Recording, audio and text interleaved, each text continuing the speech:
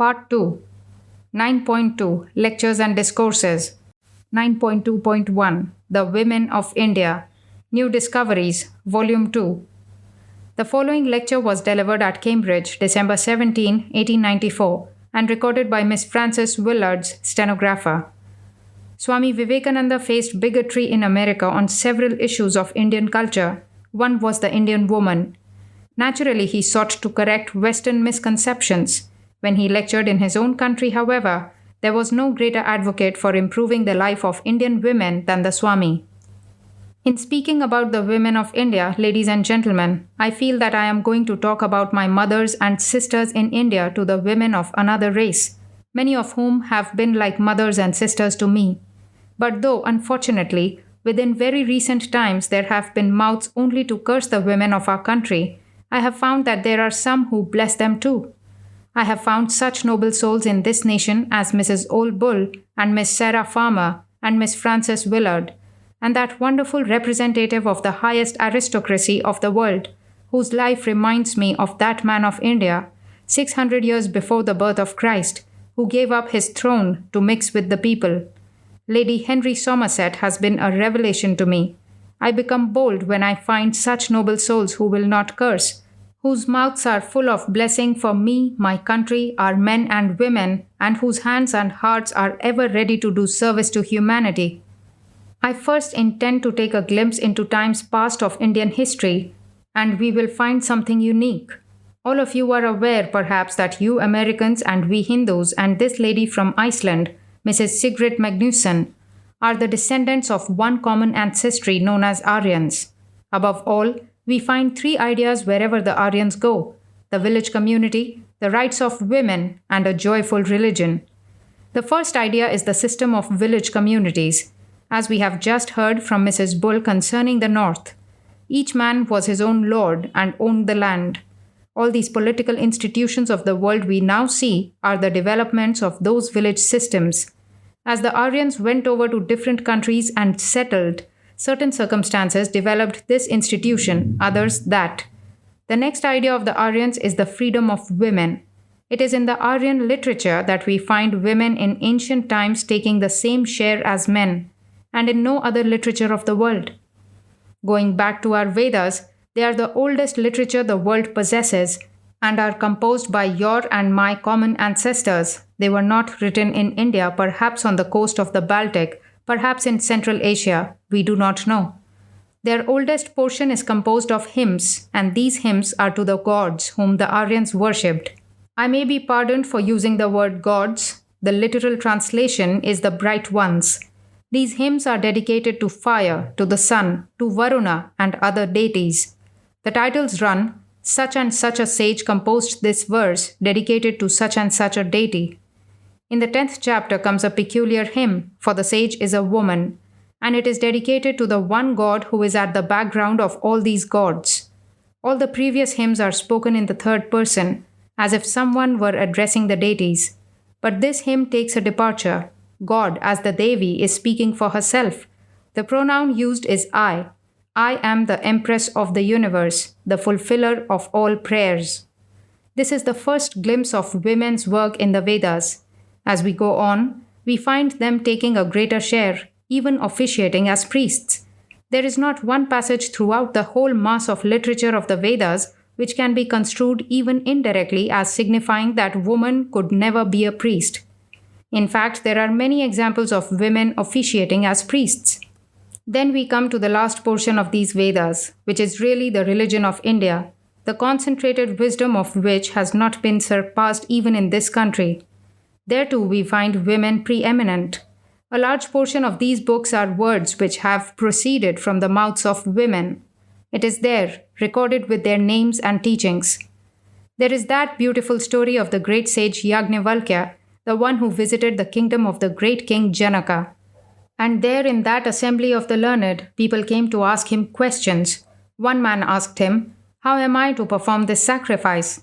Another asked him, "How am I to perform the other sacrifice?" And after he had answered them, there arose a woman who said, "These are childish questions. Now have a care. I take these 2 arrows, my 2 questions. Answer them if you can, and we will then call you a sage." The first is, what is the soul? The second is, what is God? Thus arose in India the great questions about the soul and God, and these came from the mouth of a woman. The sage had to pass an examination before her, and he passed well. Coming to the next stratum of literature, our epics, we find that education has not degenerated. Especially in the caste of princes, this ideal was most wonderfully held. In the Vedas, we find this idea of marrying, the girls chose for themselves, so the boys. In the next stratum, they are married by their parents, except in one caste. Even here, I would ask you to look at another side. Whatever may be said of the Hindus, they are one of the most learned races the world has ever produced. The Hindu is the metaphysician. He applies everything to his intellect. Everything has to be settled by astrological calculation. The idea was that the stars govern the fate of every man and woman. Even today, when a child is born, a horoscope is cast. That determines the character of the child. One child is born of a divine nature, another of a human, others of lower character. The difficulty was, if a child who was of a monster character was united with a child of a god character, would they not have a tendency to degenerate each other? The next difficulty was, our laws did not allow marriage within the same clans. Not only may one not marry within his own family or even one of his cousins, but one must not marry into the clan of his father or even of his mother. A third difficulty was, if there had been leprosy or phthisis or any such incurable disease within 6 generations of either bride or bridegroom, then there must not be a marriage. Now, taking into account these 3 difficulties, the Brahmin says, if I leave it to the choice of the boy or girl to marry, the boy or girl will be fascinated with a beautiful face. And then very likely all these circumstances will bring ruin to the family. This is the primary idea that governs our marriage laws, as you will find. Whether right or wrong, there is this philosophy at the background. Prevention is better than cure. That misery exists in this world is because we give birth to misery. So the whole question is how to prevent the birth of miserable children. How far the rights of a society should extend over the individual is an open question. But the Hindus say that the choice of marriage should not be left in the hands of the boy or girl. I do not mean to say that this is the best thing to do, nor do I see that leaving it in their hands is at all a perfect solution. I have not found a solution yet in my own mind, nor do I see that any country has one. We come next to another picture. I told you that there was another peculiar form of marriage, generally among the royalty, where the father of the girl invited different princes and noblemen, and they had an assembly. The young lady, the daughter of the king, was borne on a sort of chair before each one of the princes in turn, and the herald would repeat, "This is Prince so, and these are his qualifications."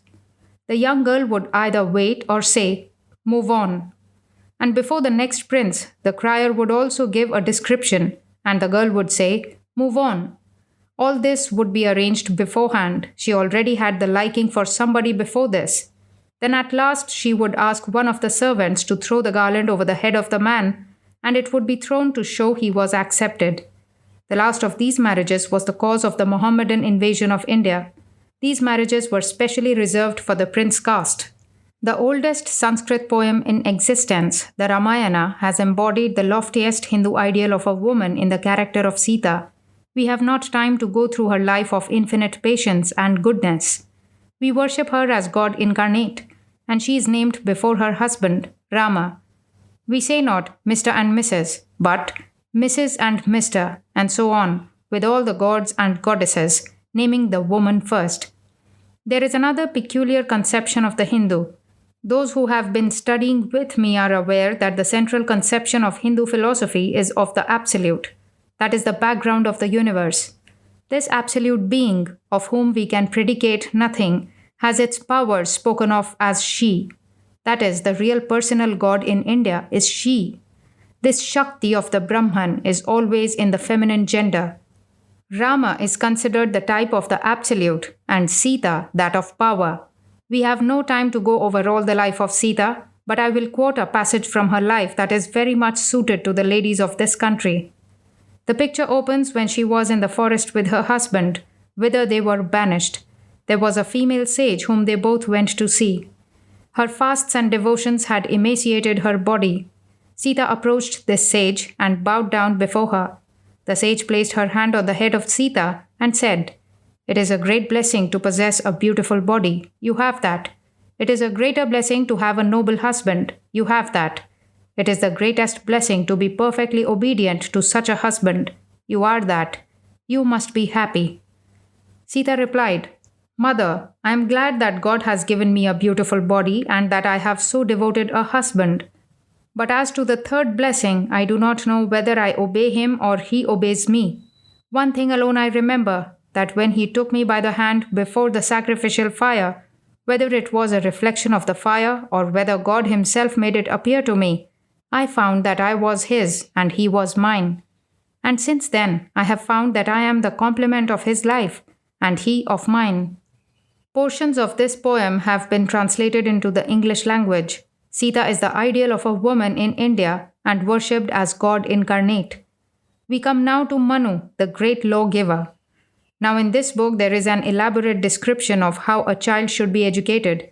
We must remember that it was compulsory with the Aryans that a child be educated, whatever his caste.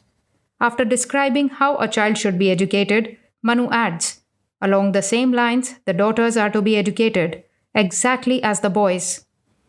I have often heard that there are other passages where women are condemned. I admit that in our sacred books there are many passages which condemn women as offering temptation. You can see that for yourselves. But there are also passages that glorify women as the power of God. And there are other passages which state that in that house where one drop of a woman's tear falls, the gods are never pleased and the house goes to ruin. Drinking wine, killing a woman, and killing a Brahmin are the highest crimes in the Hindu religion. I admit there are condemnatory sentences in some of our books, but here I claim the superiority of these Hindu books, for in the books of other races, there is only condemnation and no good word for a woman. Next, I will come to our old dramas. Whatever the books say, the dramas are the perfect representation of society as it then existed. In these, which were written from 400 years before Christ onward, we find even universities full of both boys and girls. We would not now find Hindu women, as they have since become cut off from higher education. But at that time, they were everywhere pretty much the same as they are in this country, going out to the gardens and parks to take promenades. There is another point which I bring before you and where the Hindu woman is still superior to all other women in the world, her rights. The right to possess property is as absolute for women in India as for men, and has been for thousands and thousands of years. If you have any lawyer friend and can take up commentaries on the Hindu law, you will find it all for yourselves. A girl may bring $1 million to her husband, but every dollar of that is hers. Nobody has any right to touch $1 of that. If the husband dies without issue, the whole property of the husband goes to her, even if his father or mother is living. And that has been the law from the past to the present time. That is something which the Hindu woman has had beyond that of the women of other countries.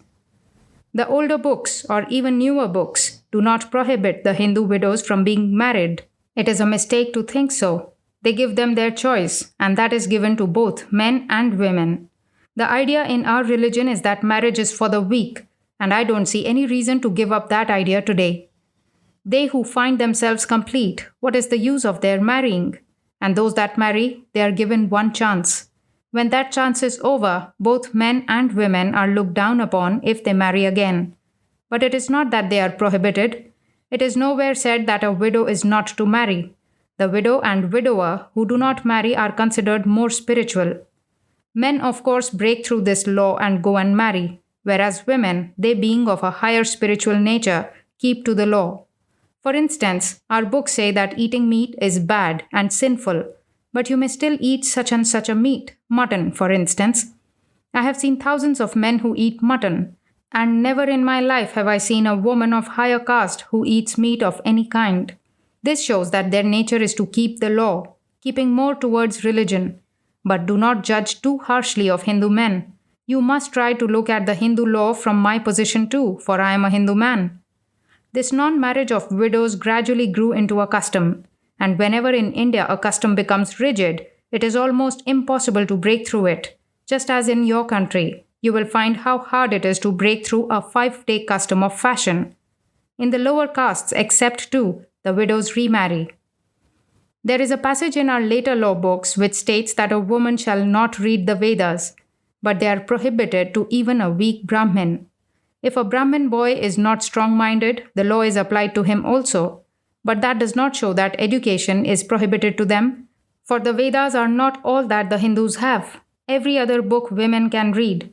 All the mass of Sanskrit literature, that whole ocean of literature, science, drama, poetry, is all for them. They can go there and read everything except the Vedic scriptures. In later days, the idea was that woman was not intended to be a priest. So what is the use of her studying the Vedas? In that, the Hindus are not so far behind other nations. When women give up the world and join our order, they are no longer considered either men or women. They have no sex. The whole question of high or low caste, man or woman, dies out entirely. Whatever I know of religion, I learned from my master, and he learned it of a woman. Coming back to the Rajput woman, I will try to bring to you a story from some of our old books, how during the Mohammedan conquest, one of these women was the cause of what led to the conquest of India. A Rajput prince of Kannauj, a very ancient city, had a daughter, Samyukta. She had heard of the military fame of Prithvi Raj, king of Ajmer and Delhi, and all his glory, and she was in love with him. Now her father wanted to hold a Rajasuya sacrifice, so he invited all the kings in the country. And in that sacrifice, they all had to render menial service to him because he was superior over all. And with that sacrifice, he declared there would be a choice by his daughter. But the daughter was already in love with Prithvi Raj. He was very mighty and was not going to acknowledge loyalty to the king, her father, so he refused the invitation. Then the king made a golden statue of Prithvi Raj and put it near the door. He said that that was the duty he had given him to perform, that of a porter. The upshot of the whole affair was that Prithvi Raj, like a true knight, came and took the lady behind him on his horse, and they both fled. When the news came to her father, he gave chase with his army, and there was a great battle in which the majority of both armies was killed. And thus the Rajputs were so weakened that the Mohammedan Empire in India began. When the Mohammedan Empire was being established in northern India, the queen of Chittor, Rani Padmini, was famed for her beauty, and the report of her beauty reached the Sultan, and he wrote a letter for the queen to be sent to his harem. The result was a terrible war between the king of Chittor and the Sultan. The Mohammedans invaded Chittor, and when the Rajputs found they could not defend themselves anymore, the men all took sword in hand and killed and were killed, and the women perished in the flames. After the men had all perished, the conqueror entered the city. There in the street was rising a horrible flame. He saw circles of women going around it, led by the queen herself. When he approached near and asked the queen to refrain from jumping into the flames, she said, "This is how the Rajput woman treats you," and threw herself into the fire. It is said that 74,500 women perished in the flames that day to save their honor from the hands of the Mohammedans. Even today, when we write a letter, after sealing it, we write 74 and a half upon it, meaning that if one dares to open this letter, that sin of killing 74,500 women will be upon his head. I will tell you the story of another beautiful Rajput girl. There is a peculiar custom in our country called protection. Women can send small bracelets of silken thread to men, and if a girl sends one of these to a man, that man becomes her brother. During the reign of the last of the Mughal emperors, the cruel man who destroyed that most brilliant empire of India, he similarly heard of the beauty of a Rajput chieftain's daughter. Orders were sent that she should be brought to the Mughal harem. Then a messenger came from the emperor to her with his picture, and he showed it to her. In derision, she stamped upon it with her feet and said, "Thus the Rajput girl treats your Mughal emperor." As a result, the imperial army was marched into Rajputana. In despair, the chieftain's daughter thought of a device. She took a number of these bracelets and sent them to the Rajput princes with a message, "Come and help us." All the Rajputs assembled, and so the imperial forces had to go back again. I will tell you a peculiar proverb in Rajputana. There is a caste in India called the shop class, the traders. They are very intelligent, some of them, but the Hindus think they are rather sharp. but it is a peculiar fact that the women of that caste are not as intelligent as the men. On the other hand, the Rajput man is not half as intelligent as the Rajput woman. The common proverb in Rajputana is, "The intelligent woman begets the dull son, and the dull woman begets the sharp son." The fact is, whenever any state or kingdom in Rajputana has been managed by a woman, it has been managed wonderfully well. We come to another class of women. This mild Hindu race produces fighting women from time to time. Some of you may have heard of the woman Lakshmi Bai, Queen of Jhansi, who during the mutiny of 1857 fought against the English soldiers and held her own ground for 2 years, leading modern armies, managing batteries, and always charging at the head of her army. This queen was a Brahmin girl. A man whom I know lost 3 of his sons in that war. When he talks of them, he is calm, but when he talks of this woman, his voice becomes animated. He used to say that she was a goddess. She was not a human being. This old veteran thinks he never saw better generalship. The story of Chand Bibi or Chand Sultana, 1546 to 1599, is well known in India. She was the queen of Golconda, where the diamond mines were. For months she defended herself. At last, a breach was made in the walls. When the imperial army tried to rush in there, she was in full armor and she forced the troops to go back. In still later times, perhaps you will be astonished to know that a great English general had once to face a Hindu girl of 16. Women in statesmanship, managing territories, governing countries, even making war, have proved themselves equal to men, if not superior. In India, I have no doubt of that. Whenever they have had the opportunity, they have proved that they have as much ability as men, with this advantage, that they seldom degenerate. They keep to the moral standard, which is innate in their nature, and thus as governors and rulers of their state, they prove, at least in India, far superior to men. John Stuart Mill mentions this fact. Even at the present day, we see women in India managing vast estates with great ability. There were 2 ladies where I was born who were the proprietors of large estates and patronesses of learning and art, and who managed these estates with their own brains and looked to every detail of the business. Each nation, beyond a general humanity, develops a certain peculiarity of character. So in religion, so in politics, so in the physical body, so in mental habitude, so in men and women, so in character. One nation develops one peculiarity of character, another takes another peculiarity. Within the last few years, the world has begun to recognize this. The very peculiarity of Hindu women, which they have developed and which is the idea of their life, is that of the mother. If you enter a Hindu's home, you will not find the wife to be the same equal companion of the husband as you find her here. But when you find the mother, she is the very pillar of the Hindu home. The wife must wait to become the mother, and then she will be everything.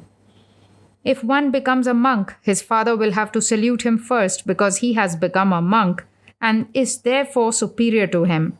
But to his mother, he, monk or no monk, will have to go down on his knees and prostrate himself before her. He will then put a little cup of water before her feet. She will dip her toe in it, and he will have to drink of it. A Hindu son gladly does this 1,000 times over again. Where the Vedas teach morality, the first words are, "Let the mother be your God," and that she is. When we talk of woman in India, our idea of woman is mother. The value of women consists in their being mothers of the human race. That is the idea of the Hindu. I have seen my old master taking little girls by the hands, placing them in a chair and actually worshipping them, placing flowers at their feet and prostrating himself before these little children, because they represented the mother god. The mother is the god in our family. The idea is that the only real love that we see in the world, the most unselfish love, is in the mother, always suffering, always loving. And what love can represent the love of God more than the love which we see in the mother? Thus, the mother is the incarnation of God on earth to the Hindu. That boy alone can understand God who has been first taught by his mother. I have heard wild stories about the illiteracy of our women. Till I was a boy of 10, I was taught by my mother. I saw my grandmother living and my great-grandmother living. And I assure you that there never was in my line a female ancestor who could not read or write, or who had to put her mark on a paper. If there was a woman who could not read or write, my birth would have been impossible. Caste laws make it imperative. So these are wild stories which I sometimes hear, such as the statement that in the Middle Ages reading and writing were taken away from Hindu women. I refer you to Sir William Hunter's History of the English People, where he cited Indian women who could calculate a solar eclipse. I have been told that either too much worship of the mother makes the mother selfish, or too much love of the children for the mother makes them selfish. But I do not believe that. The love which my mother gave to me has made me what I am, and I owe a debt to her that I can never repay. Why should the Hindu mother be worshipped? Our philosophers try to find a reason, and they come to this definition. We call ourselves the Aryan race. What is an Aryan? He is a man whose birth is through religion. This is a peculiar subject perhaps in this country, but the idea is that a man must be born through religion, through prayers. If you take up our law books, you will find chapters devoted to this, the prenatal influence of a mother on the child. I know that before I was born, my mother would fast and pray and do hundreds of things which I could not even do for 5 minutes. She did that for 2 years. I believe that whatever religious culture I have, I owe to that. It was consciously that my mother brought me into the world to be what I am. Whatever good impulse I have was given to me by my mother, and consciously, not unconsciously. A child materially born is not an Aryan. The child born in spirituality is an Aryan. For all this trouble, because she has to make herself so pure and holy in order to have pure children, she has a peculiar claim on the Hindu child. And the rest of her traits is the same with all other nations. She is so unselfish, but the mother has to suffer most in our families. The mother has to eat last. I have been asked many times in your country why the Hindu husband does not sit with his wife to eat, if the idea is perhaps that the husband thinks she is too low a being. This explanation is not at all right. You know, a hog's hair is thought to be very unclean. A Hindu cannot brush his teeth with the brushes made of it, so he uses the fiber of plants. Some travelers saw one Hindu brushing his teeth with that and then wrote that a Hindu gets up early in the morning and gets a plant and chews it and swallows it. Similarly, some have seen the husband and wife not eating together and have made their own explanation. There are so many explainers in this world and so few observers, as if the world is dying for their explanations. That is why I sometimes think the invention of printing was not an unmixed blessing. The real fact is, just as in your country many things must not be done by ladies before men, so in our country the fact is that it is very indecorous to munch and munch before men. If a lady is eating, she may eat before her brothers, but if the husband comes in, she stops immediately and the husband walks out quickly. We have no tables to sit at, and whenever a man is hungry he comes in and takes his meal and goes out. Do not believe that a Hindu husband does not allow his wife to sit at the table with him. He has no table at all. The first part of the food, when it is ready, belongs to the guests and the poor, the second to the lower animals, the third to the children, the fourth to the husband, and last comes the mother. How many times I have seen my mother going to take her first meal when it was 2 o'clock. She took ours at 10 and she at 2 because she had so many things to attend to. For example, someone knocks at the door and says, "Guest," and there is no food except what was for my mother. She would give that to him willingly and then wait for her own. That was her life and she liked it. And that is why we worship mothers as gods. I wish you would like less to be merely petted and patronized and more to be worshipped. You, a member of the human race, the poor Hindu does not understand that inclination of yours. But when you say, "We are mothers and we command," he bows down. This is the side, then, that the Hindus have developed. Going back to our theories, people in the West came about 100 years ago to the point that they must tolerate other religions. But we know now that toleration is not sufficient toward another religion. We must accept it. Thus, it is not a question of subtraction, it is a question of addition. The truth is the result of all these different sides added together. Each of all these religions represents one side, the fullness being the addition of all these. And so in every science, it is addition that is the law. Now the Hindu has developed this side, but will this side be enough? Let the Hindu woman who is the mother become the worthy wife also, but do not try to destroy the mother. That is the best thing you can do. Thus, you get a better view of the universe instead of going about all over the world, rushing into different nations and criticizing them and saying, "The horrid wretches, all fit to be barbecued for eternity." If we take our stand on this position, that each nation under the Lord's will is developing one part of human nature, no nation is a failure. So far they have done well, now they must do better. Instead of calling the Hindus heathens, wretches, slaves, go to India and say, "So far your work is wonderful, but that is not all. You have much more to do. God bless you that you have developed this side of woman as a mother. Now help the other side, the wife of men." And similarly, I think I tell it with the best spirit that you had better add to your national character a little more of the mother side of the Hindu nature. This was the first verse that I was taught in my life, the first day I went to school. He indeed is a learned man who looks upon all women as his mother, who looks upon every man's property as so much dust, and looks upon every being as his own soul. There is the other idea of the woman working with the man. It is not that the Hindus had not those ideals, but they could not develop them. It is alone in the Sanskrit language that we find 4 words meaning husband and wife together. It is only in our marriage that they both promise, "What has been my heart, now may be thine."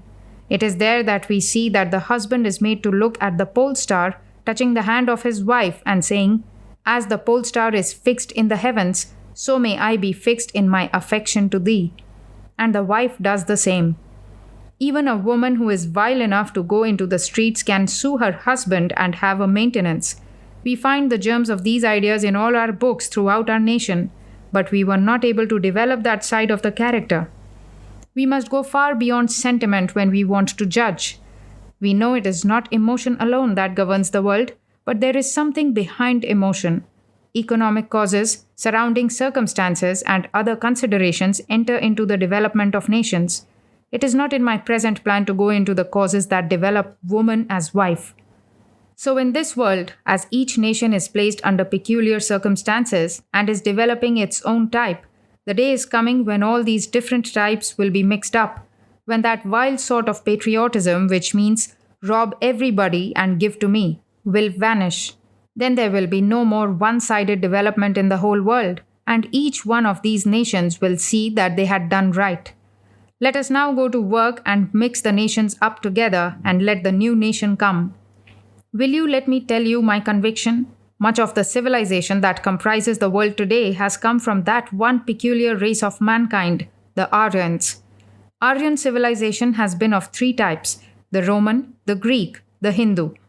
The Roman type is the type of organization, conquest, steadiness, but lacking in emotional nature, appreciation of beauty, and the higher emotions. Its defect is cruelty. The Greek is essentially enthusiastic for the beautiful, but frivolous and has a tendency to become immoral. The Hindu type is essentially metaphysical and religious, but lacking in all the elements of organization and work. The Roman type is now represented by the Anglo-Saxon, the Greek type more by the French than by any other nation, and the old Hindus do not die. Each type has its advantage in this new land of promise. They have the Romans' organization, the power of the Greeks' wonderful love for the beautiful, and the Hindus' backbone of religion and love of God. Mix these up together and bring in the new civilization. And let me tell you, this should be done by women. There are some of our books which say that the next incarnation, and the last, we believe in 10, is to come in the form of a woman.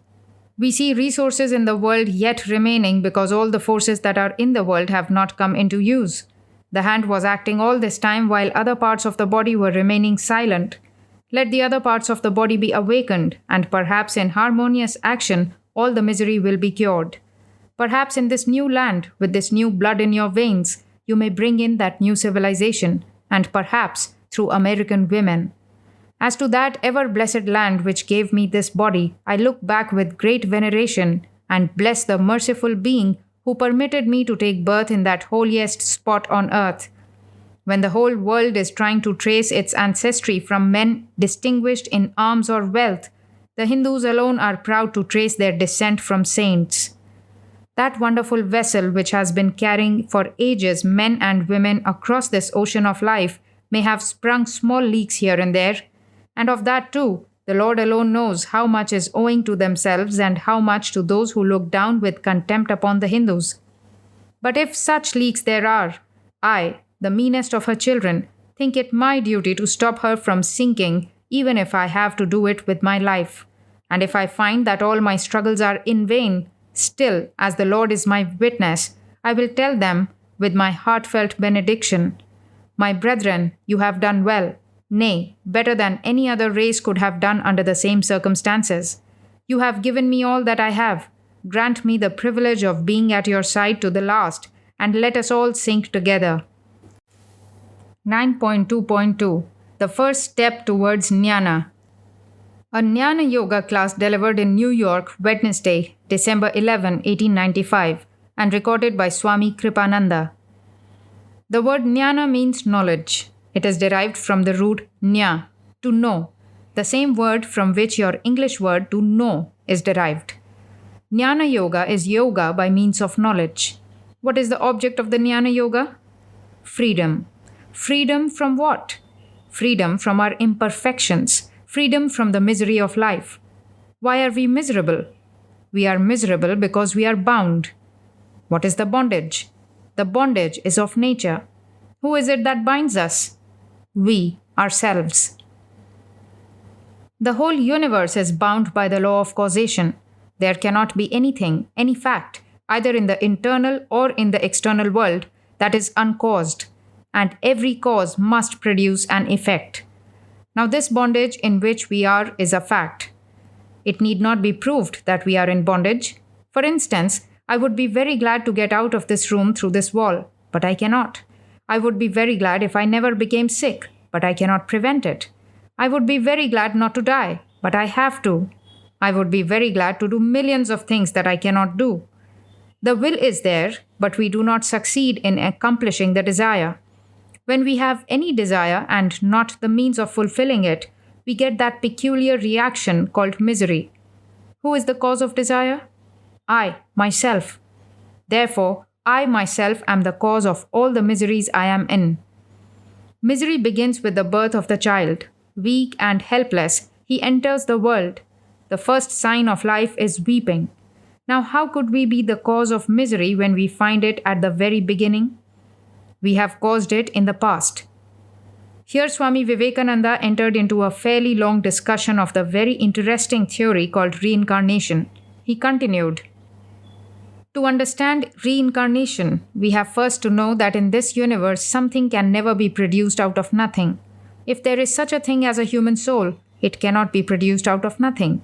If something can be produced out of nothing, then something would disappear into nothing also. If we are produced out of nothing, then we will also go back into nothing. That which has a beginning must have an end. Therefore, as souls we could not have had any beginning. We have been existing all the time. Then again, if we did not exist previously, there is no explanation of our present existence. The child is born with a bundle of causes. How many things we see in a child which can never be explained until we grant that the child has had past experience. For instance, fear of death and a great number of innate tendencies. Who taught the baby to drink milk and to do so in a peculiar fashion? Where did it acquire this knowledge? We know that there cannot be any knowledge without experience. For to say that knowledge is intuitive in the child or instinctive is what the logicians would call a petitio principii. It would be the same logic as when a man asks me why light comes through a glass, and I answer him, because it is transparent. That would be really no answer at all, because I am simply translating his word into a bigger one. The word transparent means that through which light comes, and that was the question.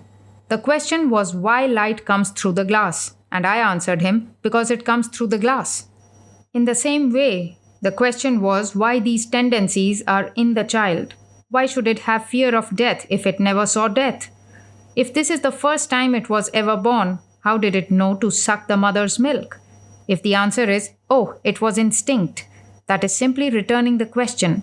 If a man stands up and says, I do not know, he is in a better position than the man who says, it is instinct and all such nonsense. There is no such thing as instinct. There is no such thing as nature separate from habit. Habit is one's second nature, and habit is one's first nature too. All that is in your nature is the result of habit, and habit is the result of experience. There cannot be any knowledge but from experience. So this baby must have had some experience too.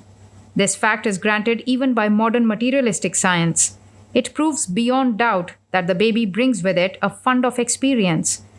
It does not enter into this world with a tabula rasa, a blank mind upon which nothing is written, as some of the old philosophers believed, but ready equipped with a bundle of knowledge.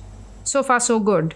But while modern science grants that this bundle of knowledge which the child brings with it was acquired through experience, it asserts at the same time that it is not its own, but its father's and its grandfather's and its great-grandfather's. Knowledge comes, they say, through hereditary transmission. Now, this is one step in advance of that old theory of instinct that is fit only for babies and idiots. This instinct theory is a mere pun upon words and has no meaning whatsoever. A man with the least thinking power and the least insight into the logical precision of words would never dare to explain innate tendencies by instinct, a term which is equivalent to say that something came out of nothing. But the modern theory of transmission through experience, though no doubt a step in advance of the old one, is not sufficient at all. Why not? We can understand a physical transmission, but a mental transmission is impossible to understand. What causes me, who am a soul, to be born with a father who has transmitted certain qualities? What makes me come back? The father having certain qualities may be one binding cause.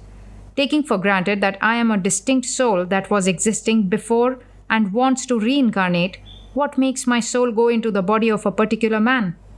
For the explanation to be sufficient, we have to assume a hereditary transmission of energies and such a thing as my own previous experience.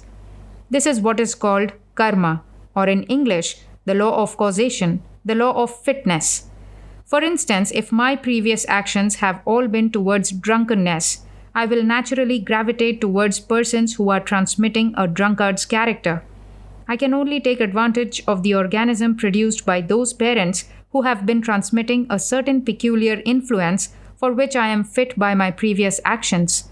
Thus we see that it is true that a certain hereditary experience is transmitted from father to son and so on.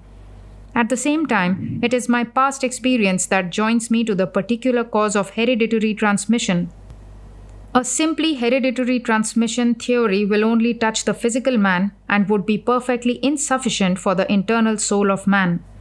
Even when looking upon the matter from the purest materialistic standpoint, which is that there is no such thing as a soul in man, and man is nothing but a bundle of atoms acted upon by certain physical forces and works like an automaton, even taking that for granted, the mere transmission theory would be quite insufficient. The greatest difficulties regarding the simple hypothesis of mere physical transmission will be here. If there be no such thing as a soul in man, if he be nothing more than a bundle of atoms acted upon by certain forces, then in the case of transmission, the soul of the father would decrease in ratio to the number of his children, and the man who has 5, 6, or 8 children must in the end become an idiot. India and China, where men breed like rats, would then be full of idiots. But on the contrary, we find that the least amount of lunacy is in India and China. The question is, what do we mean by the word transmission? It is a big word, but like so many other impossible and nonsensical terms of the same kind, it has come into use without people understanding it. If I were to ask you what transmission is, you would find that you have no real conception of its meaning because there is no idea attached to it. Let us look a little closer into the matter. Say for instance, here is a father. A child is born to him. We see that the same qualities which the father possesses have entered into his child. Very good. Now how did the qualities of the father come to be in the child? Nobody knows. So this gap the modern physicists want to fill with the big word transmission. And what does this transmission mean? Nobody knows. How can mental qualities of experience be condensed and made to live in one single cell of protoplasm? There is no difference between the protoplasm of a bird and that of a human brain. All we can say with regard to physical transmission is that it consists of the 2 or 3 protoplasmic cells cut from the father's body. That is all.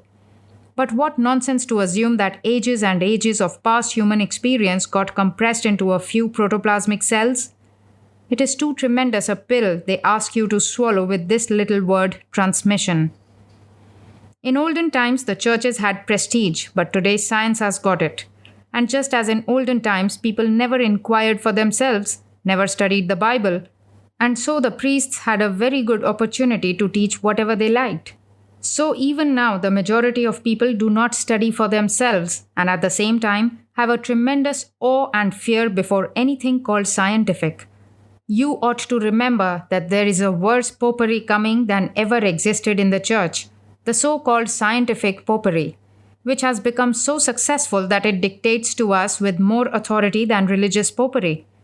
These popes of modern science are great popes indeed, but sometimes they ask us to believe more wonderful things than any priest or any religion ever did. And one of those wonderful things is that transmission theory, which I could never understand. If I ask, what do you mean by transmission?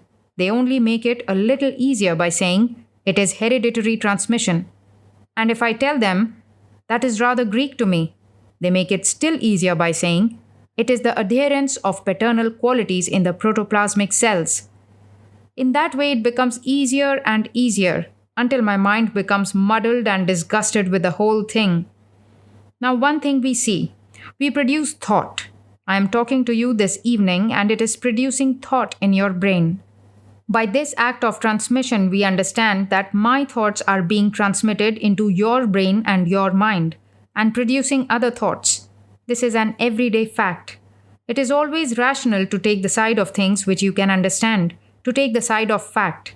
Transmission of thought is perfectly understandable. Therefore, we are able to take up the concept of transmission of thought and not of hereditary impressions of protoplasmic cells alone. We need not brush aside the theory, but the main stress must be laid upon the transmission of thought. Now, a father does not transmit thought. It is thought alone that transmits thought. The child that is born existed previously as thought. We all existed eternally as thought and will go on existing as thought. What we think, that our body becomes. Everything is manufactured by thought, and thus we are the manufacturers of our own lives. We alone are responsible for whatever we do. It is foolish to cry out, "Why am I unhappy?" I made my own unhappiness. It is not the fault of the Lord at all.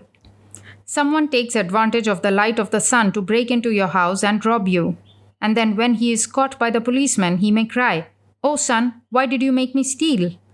It was not the sun's fault at all, because there are thousands of other people who did much good to their fellow beings under the light of the same sun.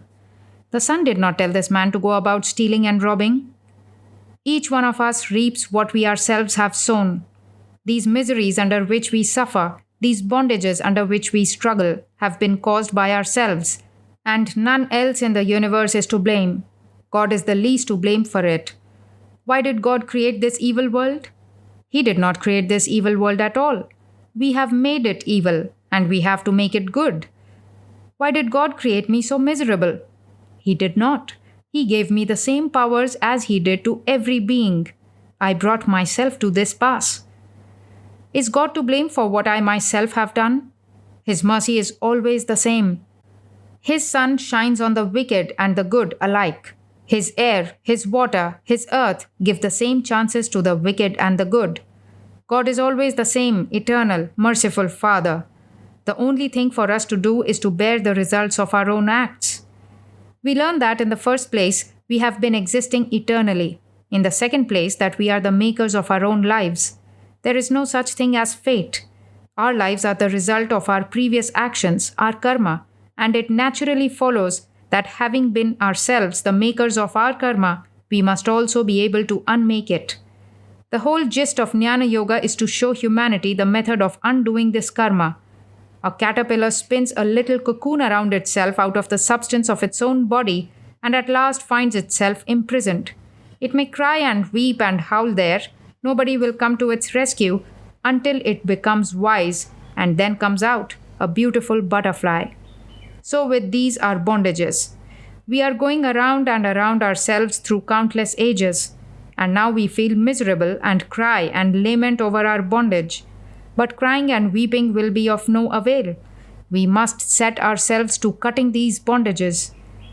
The main cause of all bondage is ignorance. Man is not wicked by his own nature, not at all. His nature is pure, perfectly holy. Each man is divine. Each man that you see is a god by his very nature. This nature is covered by ignorance, and it is ignorance that binds us down. Ignorance is the cause of all misery. Ignorance is the cause of all wickedness, and knowledge will make the world good. Knowledge will remove all misery. Knowledge will make us free. This is the idea of Jnana Yoga. Knowledge will make us free. What knowledge? Chemistry, physics, astronomy, geology. They help us a little, just a little. But the chief knowledge is that of your own nature. Know thyself. You must know what you are, what your real nature is. You must become conscious of that infinite nature within. Then your bondages will burst. Studying the external alone, man begins to feel himself to be nothing. These vast powers of nature, these tremendous changes occurring, whole communities wiped off the face of the earth in a twinkling of time, one volcanic eruption shattering to pieces whole continents. Perceiving and studying these things, man begins to feel himself weak.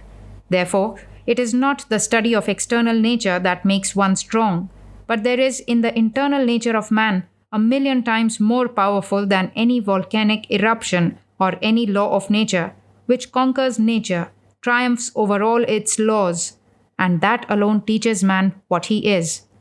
Knowledge is power, says the proverb, does it not?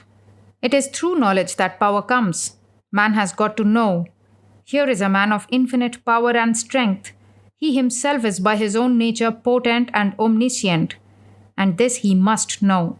And the more he becomes conscious of his own self, the more he manifests this power, and his bonds break, and at last he becomes free.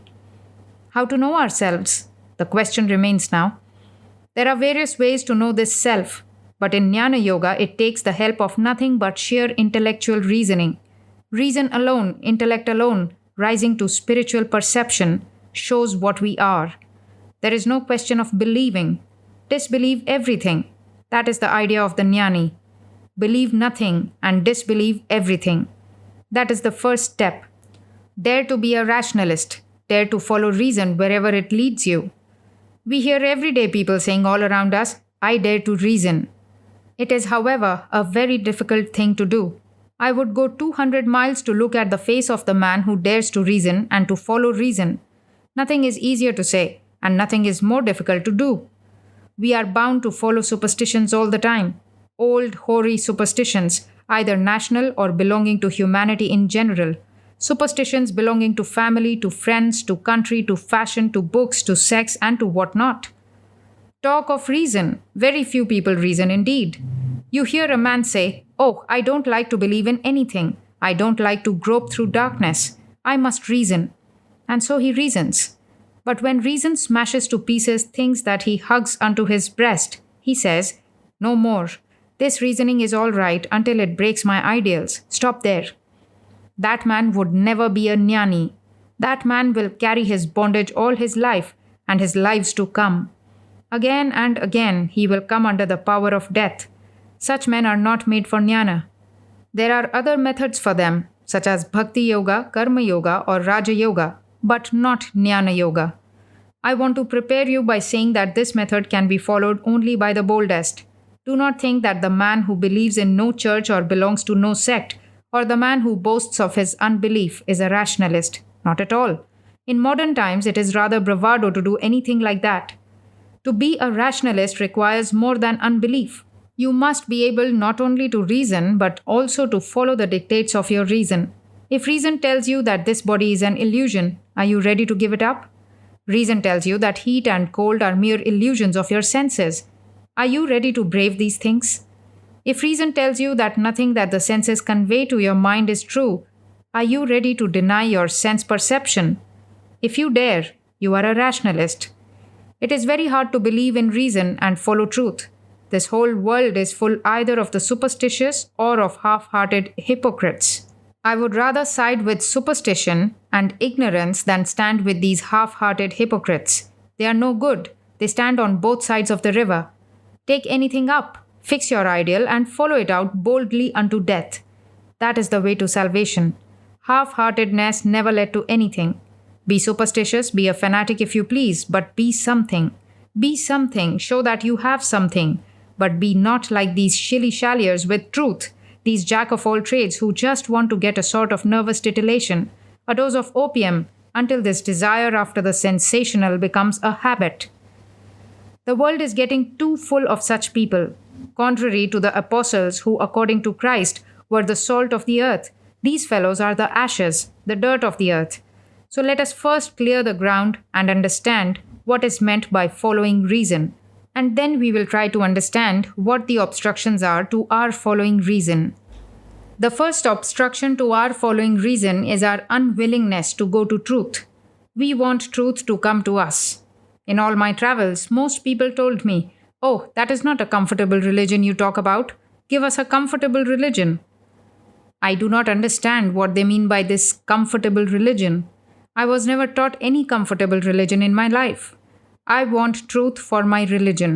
Whether it be comfortable or not, I do not care. Why should truth be comfortable always? Truth many times hits hard, as we all know by our experience. Gradually, after a long intercourse with such persons, I came to find out what they meant by their stereotypical phrase. These people have got into a rut, and they do not dare to get out of it. Truth must apologize to them. I once met a lady who was very fond of her children and her money and her everything. When I began to preach to her that the only way to God is by giving up everything, she stopped coming the next day. One day she came and told me that the reason for her staying away was because the religion I preached was very uncomfortable. "What sort of religion would be comfortable to you?" I asked in order to test her. She said, "I want to see God in my children, in my money, in my diamonds." "Very good, madam," I replied. "You have now got all these things, and you will have to see these things millions of years yet. Then you will be bumped somewhere and come to reason. Until that time comes, you will never come to God.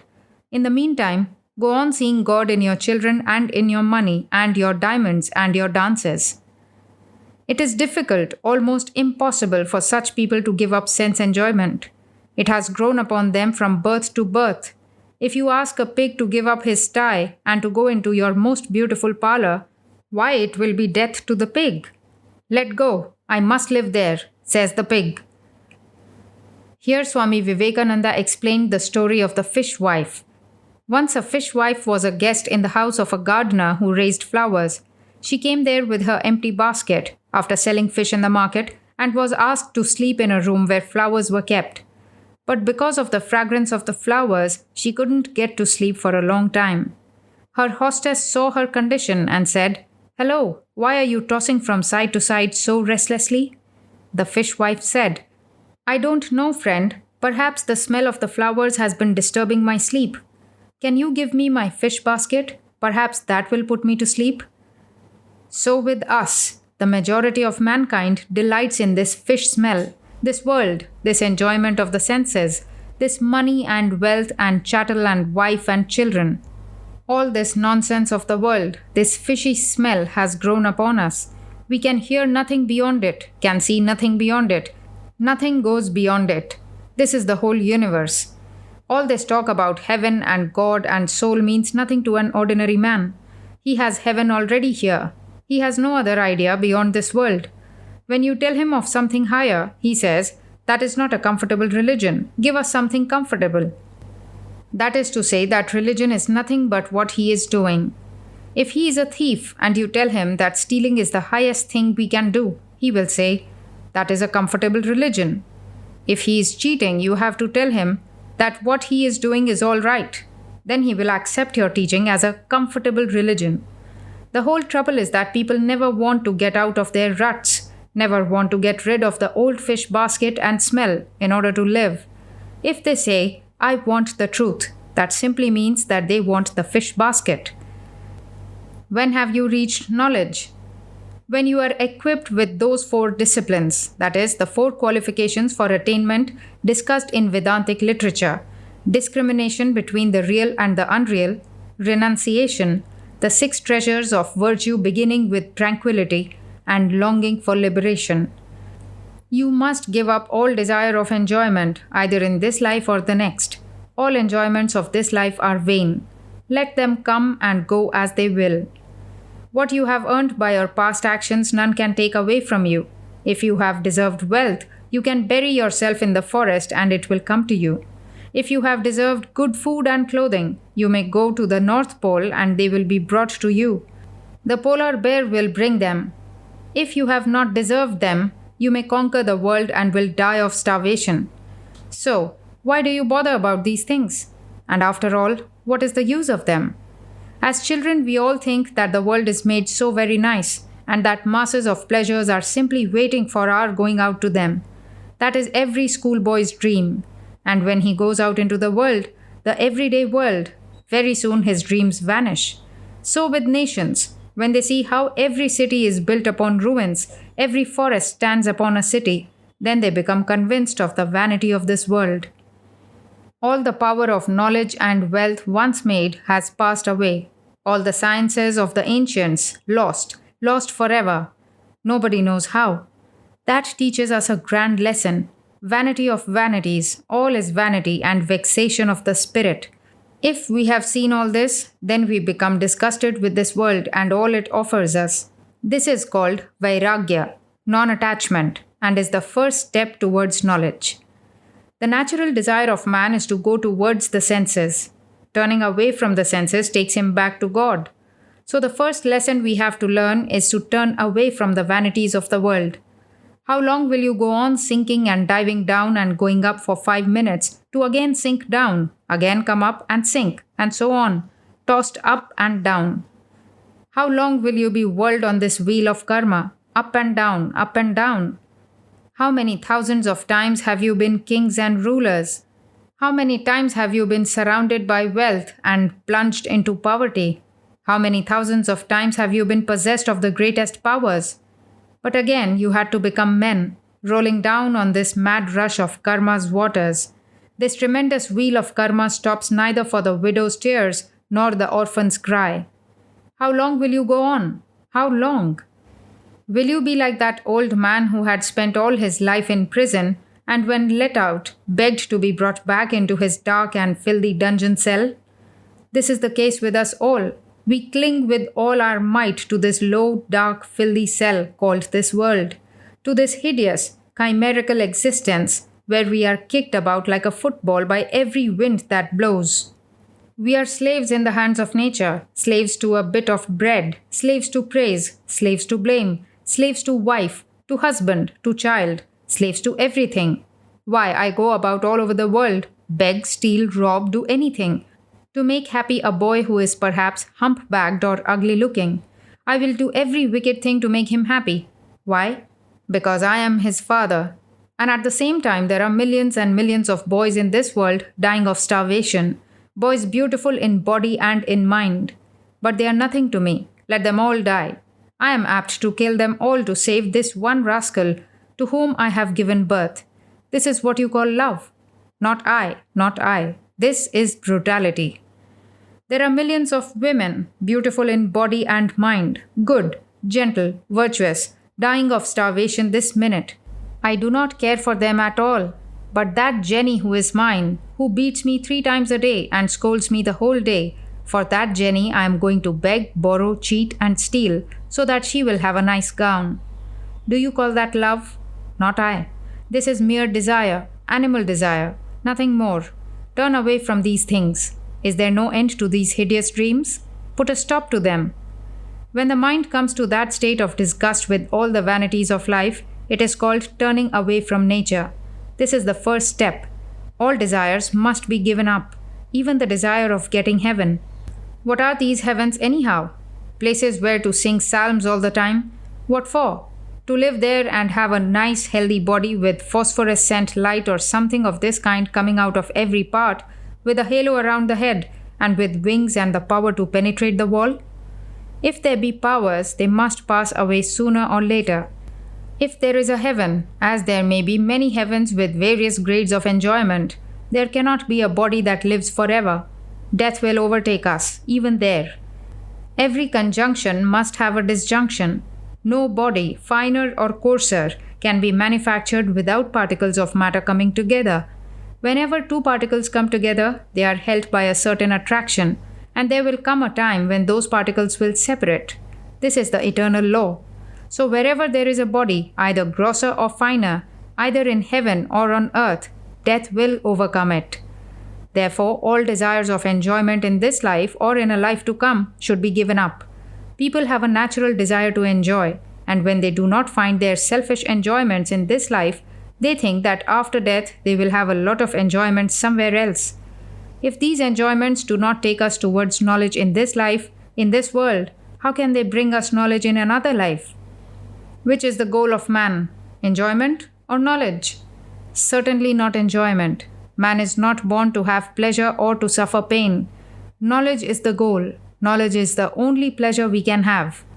All the sense pleasures belong to the brute.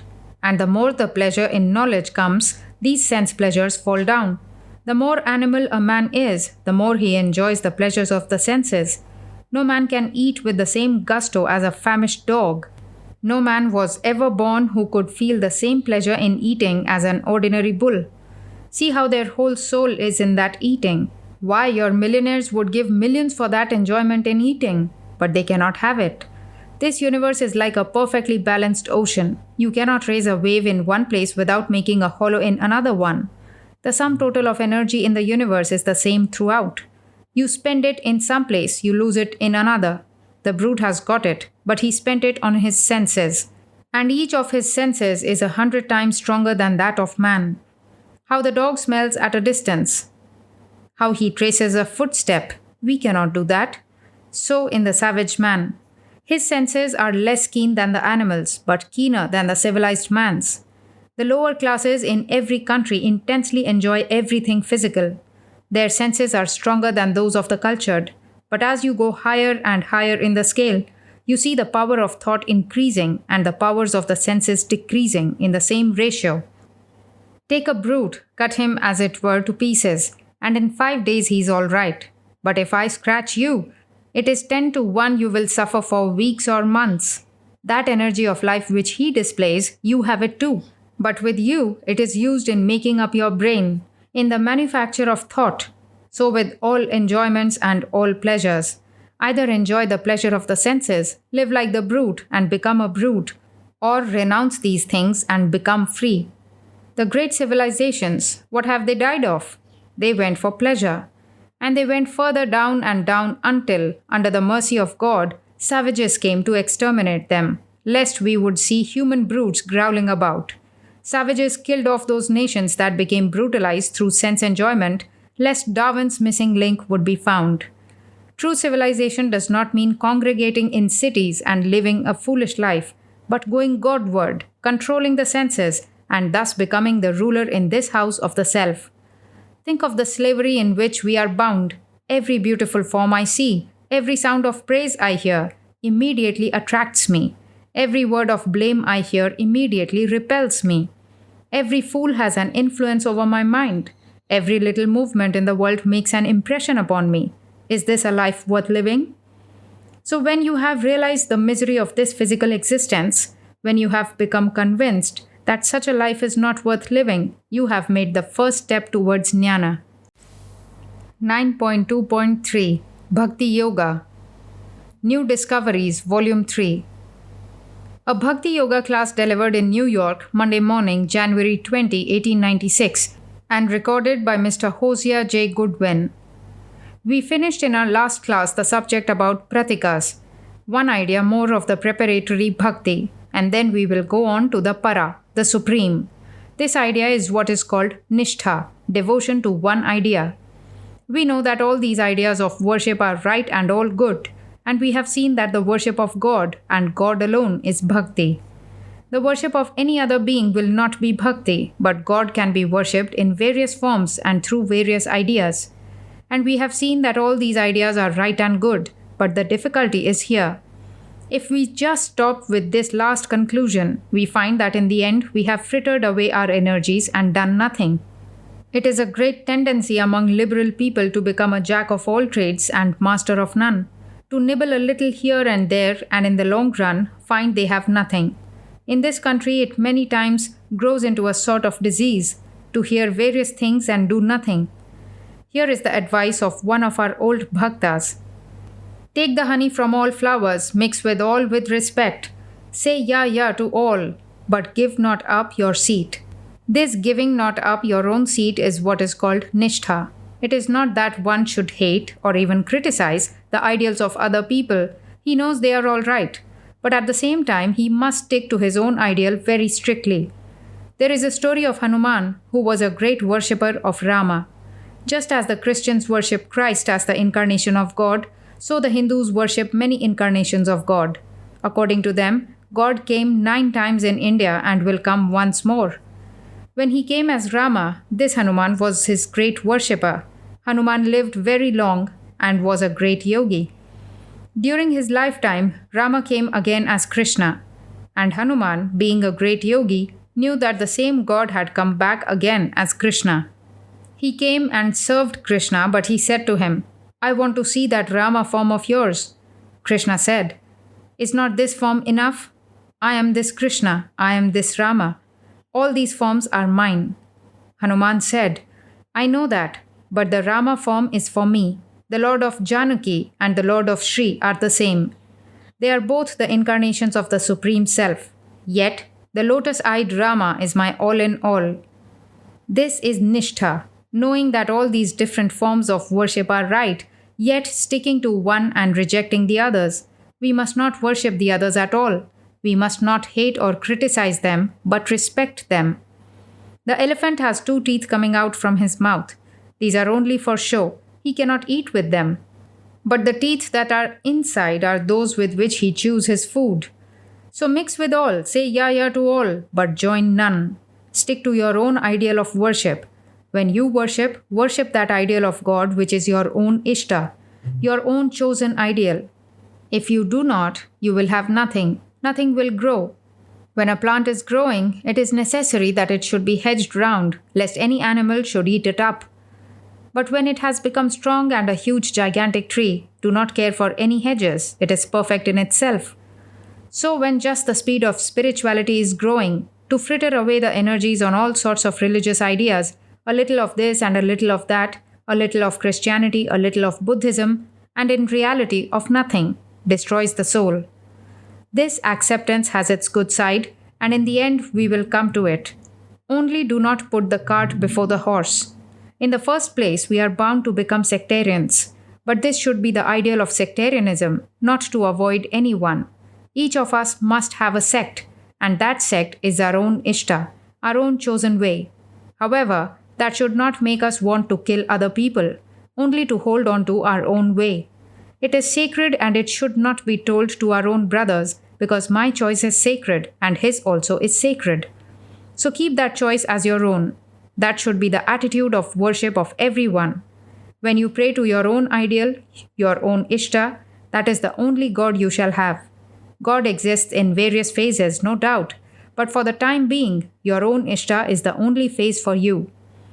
Then after a long course of training in this Ishta, when this plant of spirituality has grown and the soul has become strong and you begin to realize that your Ishta is everywhere, then naturally all these bondages will fall down. When the fruit becomes ripe, it falls of its own weight. If you pluck an unripe fruit, it is bitter, sour. So we will have to grow in this thought. Simply hearing lectures and all this nonsense making the battle of Waterloo in the brain, simply unadjusted, undigested ideas, is no good. Devotion to one idea, those that have this will become spiritual, will see the light. You see everyone complaining, I try this and I try that. And if you cross-question them as to what they try, they will say that they have heard a few lectures in one place and another, a handful of talks in one corner and another. And for 3 hours or a few days they worshipped and thought they had done enough. That is the way of fools, not the way to perfection, not the way to attain spirituality. Take up one idea, your Ishta, and let the whole soul be devoted to it. Practice this from day to day until you see the result, until the soul grows. And if it is sincere and good, that very idea will spread till it covers the whole universe. Let it spread by itself. It will all come from the inside out. Then you will say that your Ishta is everywhere and that he is in everything. Of course, at the same time, we must always remember that we must recognize the Ishtas of others and respect them, the other ideas of God, or else worship will degenerate into fanaticism. There is an old story of a man who was a worshipper of Shiva. There are sects in our country who worship God as Shiva and others who worship him as Vishnu. This man was a great worshipper of Shiva, and to that he added a tremendous hatred for all worshippers of Vishnu and would not hear the name of Vishnu pronounced. There are a great number of worshippers of Vishnu in India, and he could not avoid hearing the name. So he bored 2 holes in his ears and tied 2 little bells onto them. Whenever a man mentioned the name of Vishnu, he moved his head and rang the bells, and that prevented his hearing the name. But Shiva told him in a dream, "What a fool you are! I am Vishnu and I am Shiva. They are not different, only in name. There are not 2 gods." But this man said, "I don't care. I will have nothing to do with this Vishnu business." He had a little statue of Shiva and made it very nice, built an altar for it. One day he bought some beautiful incense and went home to light some of the incense for his god. While the fumes, smoke of his incense were rising in the air, he found that the image was divided into 2. One half remained Shiva and the other half was Vishnu. Then the man jumped up and put his finger under the nostril of Vishnu so that not a particle of the smell could get there. Then Shiva became disgusted and the man was turned into a demon. He is known as the father of all fanatics, the bell-eared demon. He is respected by the boys of India and they worship him. It is a very peculiar kind of worship. They make a clay image and worship him with all sorts of horrible smelling flowers. There are some flowers in the forests of India which have a most pestilential smell. They worship him with these and then take big sticks and beat the image. He, the bell-eared demon, is the father of all fanatics who hate all other gods except their own. This is the only danger in this Nishtha Bhakti, becoming this fanatical demon. The world gets full of them. It is very easy to hate. The generality of mankind gets so weak that in order to love one, they must hate another. They must take the energy out of one point in order to put it into another. A man loves one woman and then loves another. And to love the other, he has to hate the first. So with women, this characteristic is in every part of our nature, and so in our religion. The ordinary, undeveloped, weak brain of mankind cannot love one without hating another. This very characteristic becomes fanaticism in religion. Loving their own ideal is synonymous with hating every other idea. This should be avoided, and at the same time, the other danger should be avoided. We must not fritter away all our energies, otherwise, religion becomes a nothing with us, just hearing lectures. These are the 2 dangers. The danger with the liberals is that they are too expansive and have no intensity. You see that in these days, religion has become very expensive, very broad. But the ideas are so broad that there is no depth in them. Religion has become to many merely a means of doing a little charity work, just to amuse them after a hard day's labor. They get 5 minutes religion to amuse them. This is the danger with the liberal thought. On the other hand, the sectarians have the depth, the intensity, but that intensity is so narrow.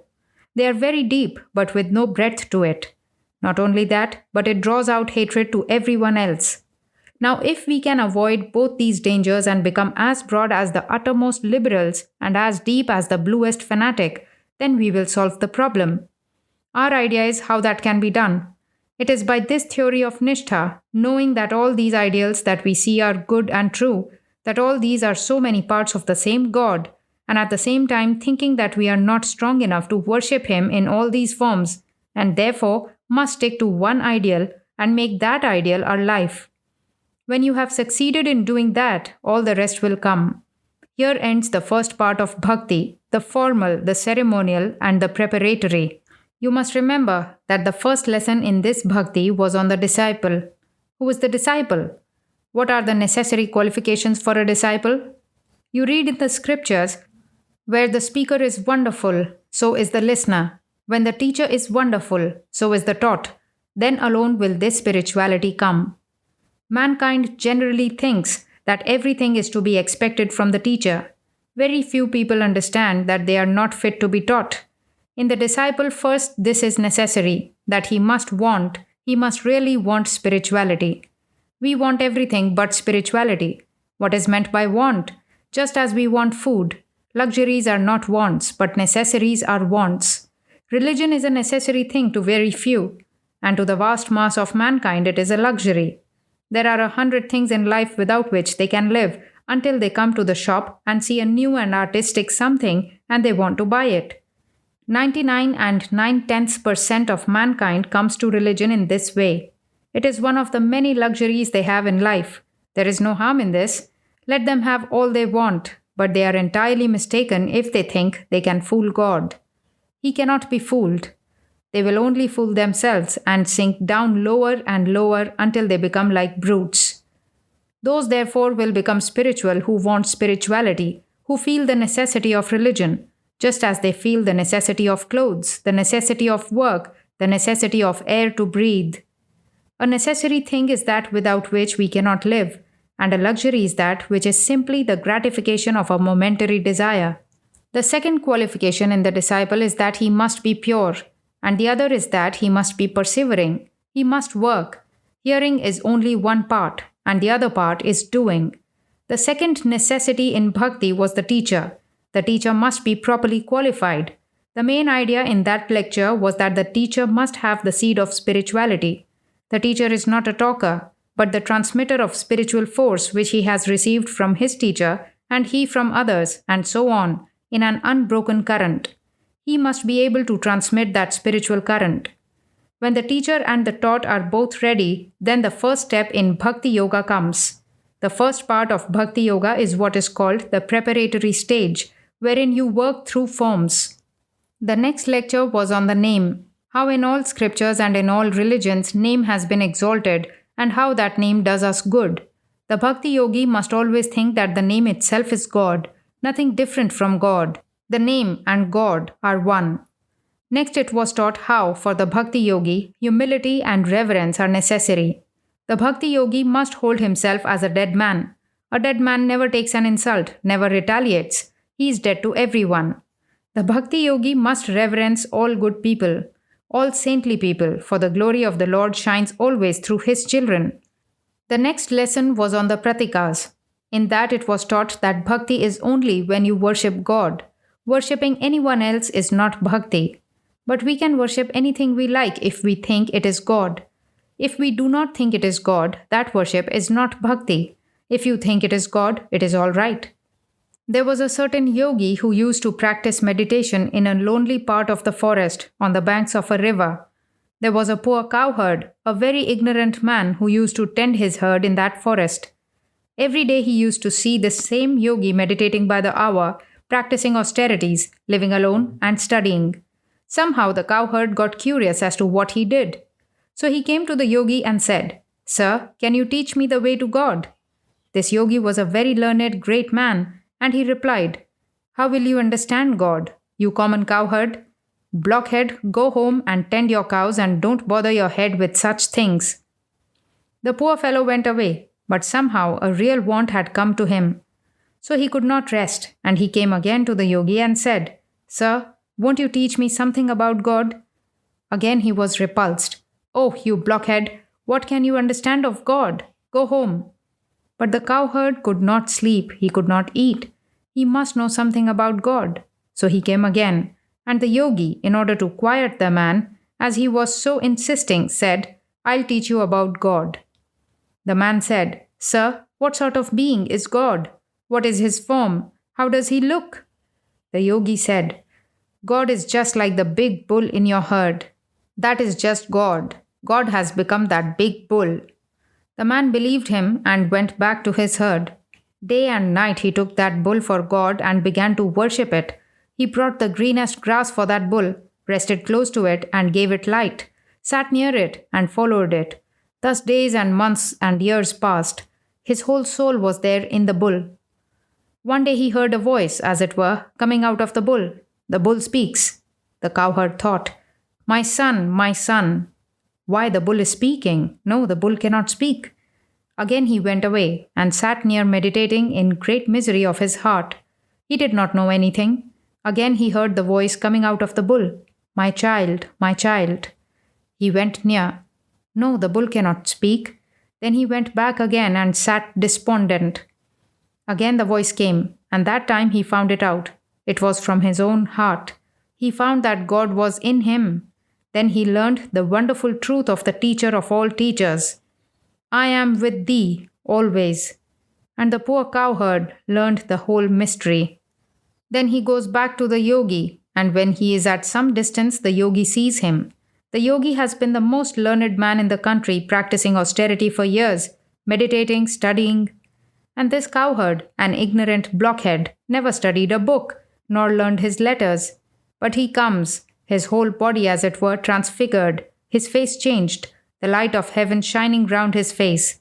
The yogi got up. What is this change? Where did you get this? Sir, you gave me that. How? I told you that in joke.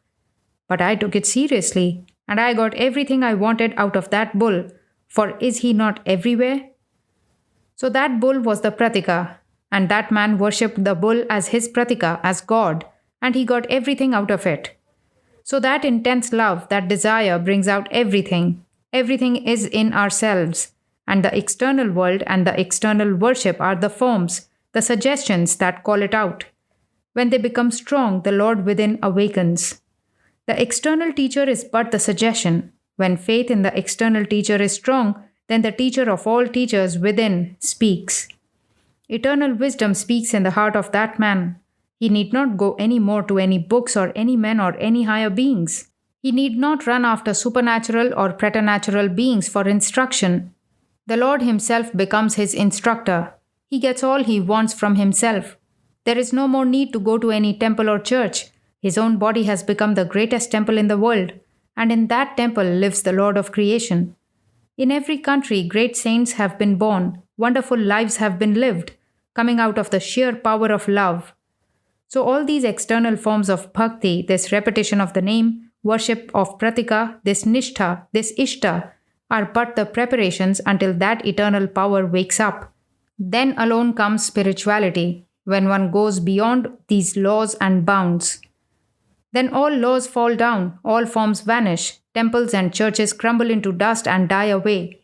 It is good to be born in a church, but it is the worst possible fate to die in a church. It is good to be born in a sect, and the worst possible thing to die in a sect with sectarian ideas. What sect can hold a child of the Lord? What laws bind him? What forms shall he follow? What man shall he worship? He worships the Lord himself. He himself teaches him. He lives in the temple of all temples, the soul of man. So this is the goal towards which we are going, the supreme bhakti, and all that leads up to this is but preparation. But it is necessary. It prepares the infinite soul to come out of this bondage of books and sects and forms. These ultimately fly away and leave but the soul of man. These are superstitions of an infinite amount of time.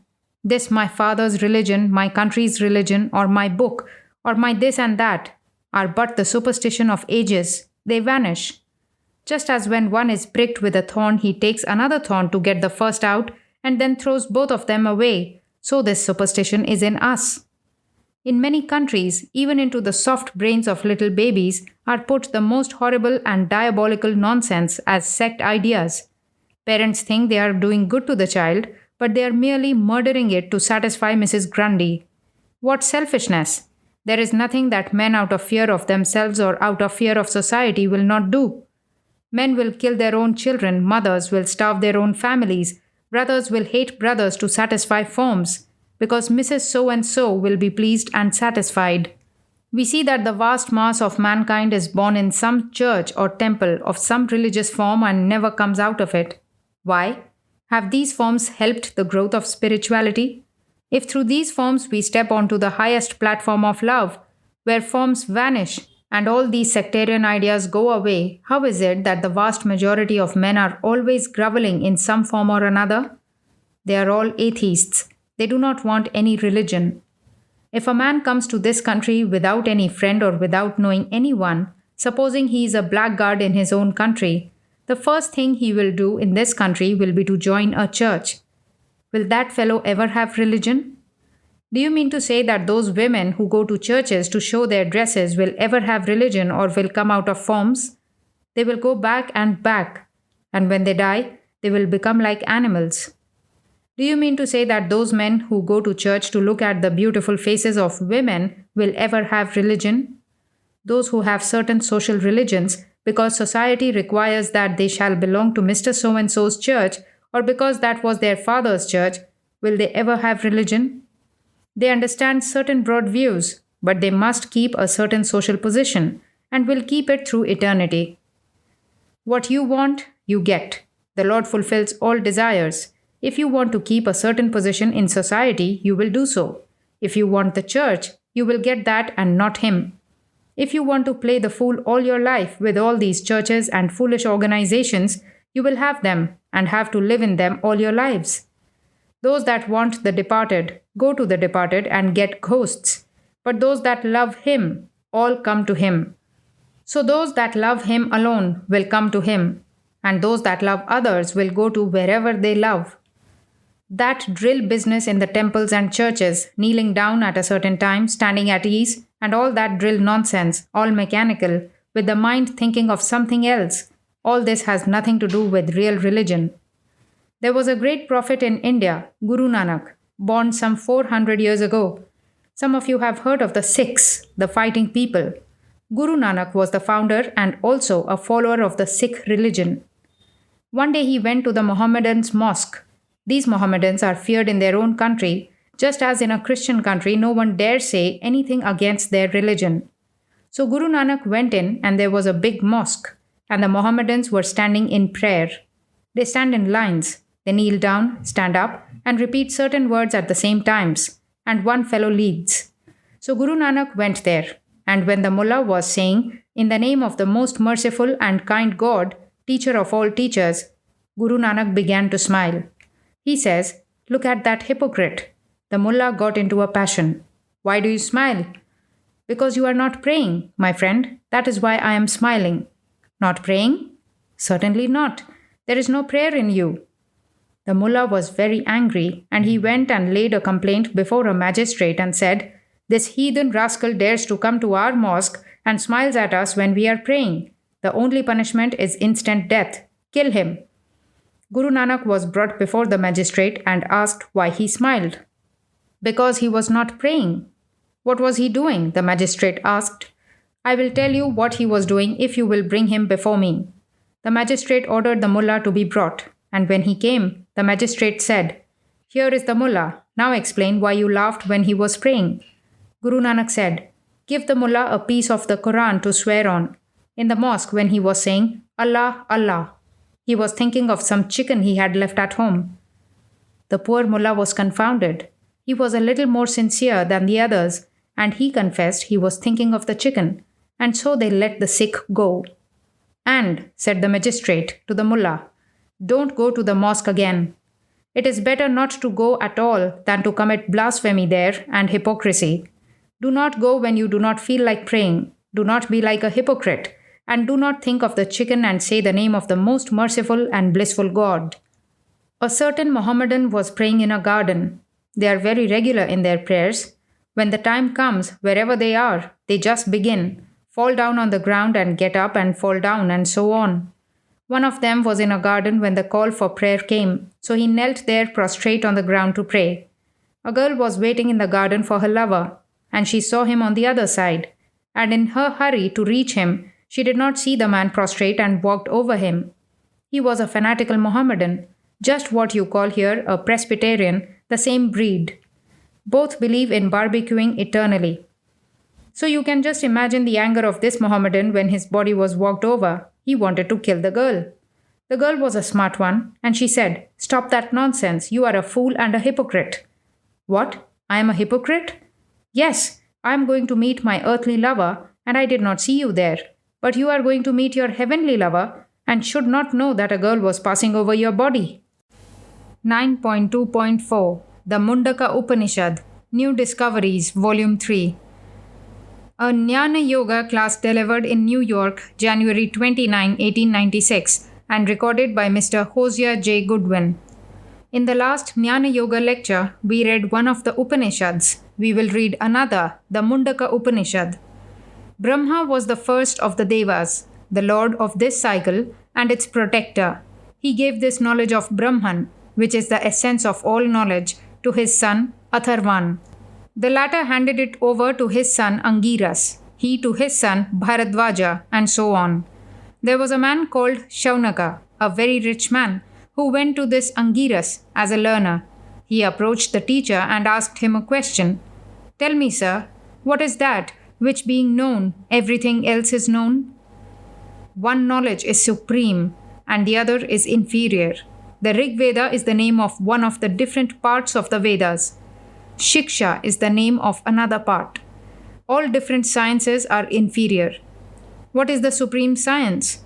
That is the only science, the supreme science by which we reach the unchangeable one. But that cannot be seen, cannot be sensed, cannot be specified.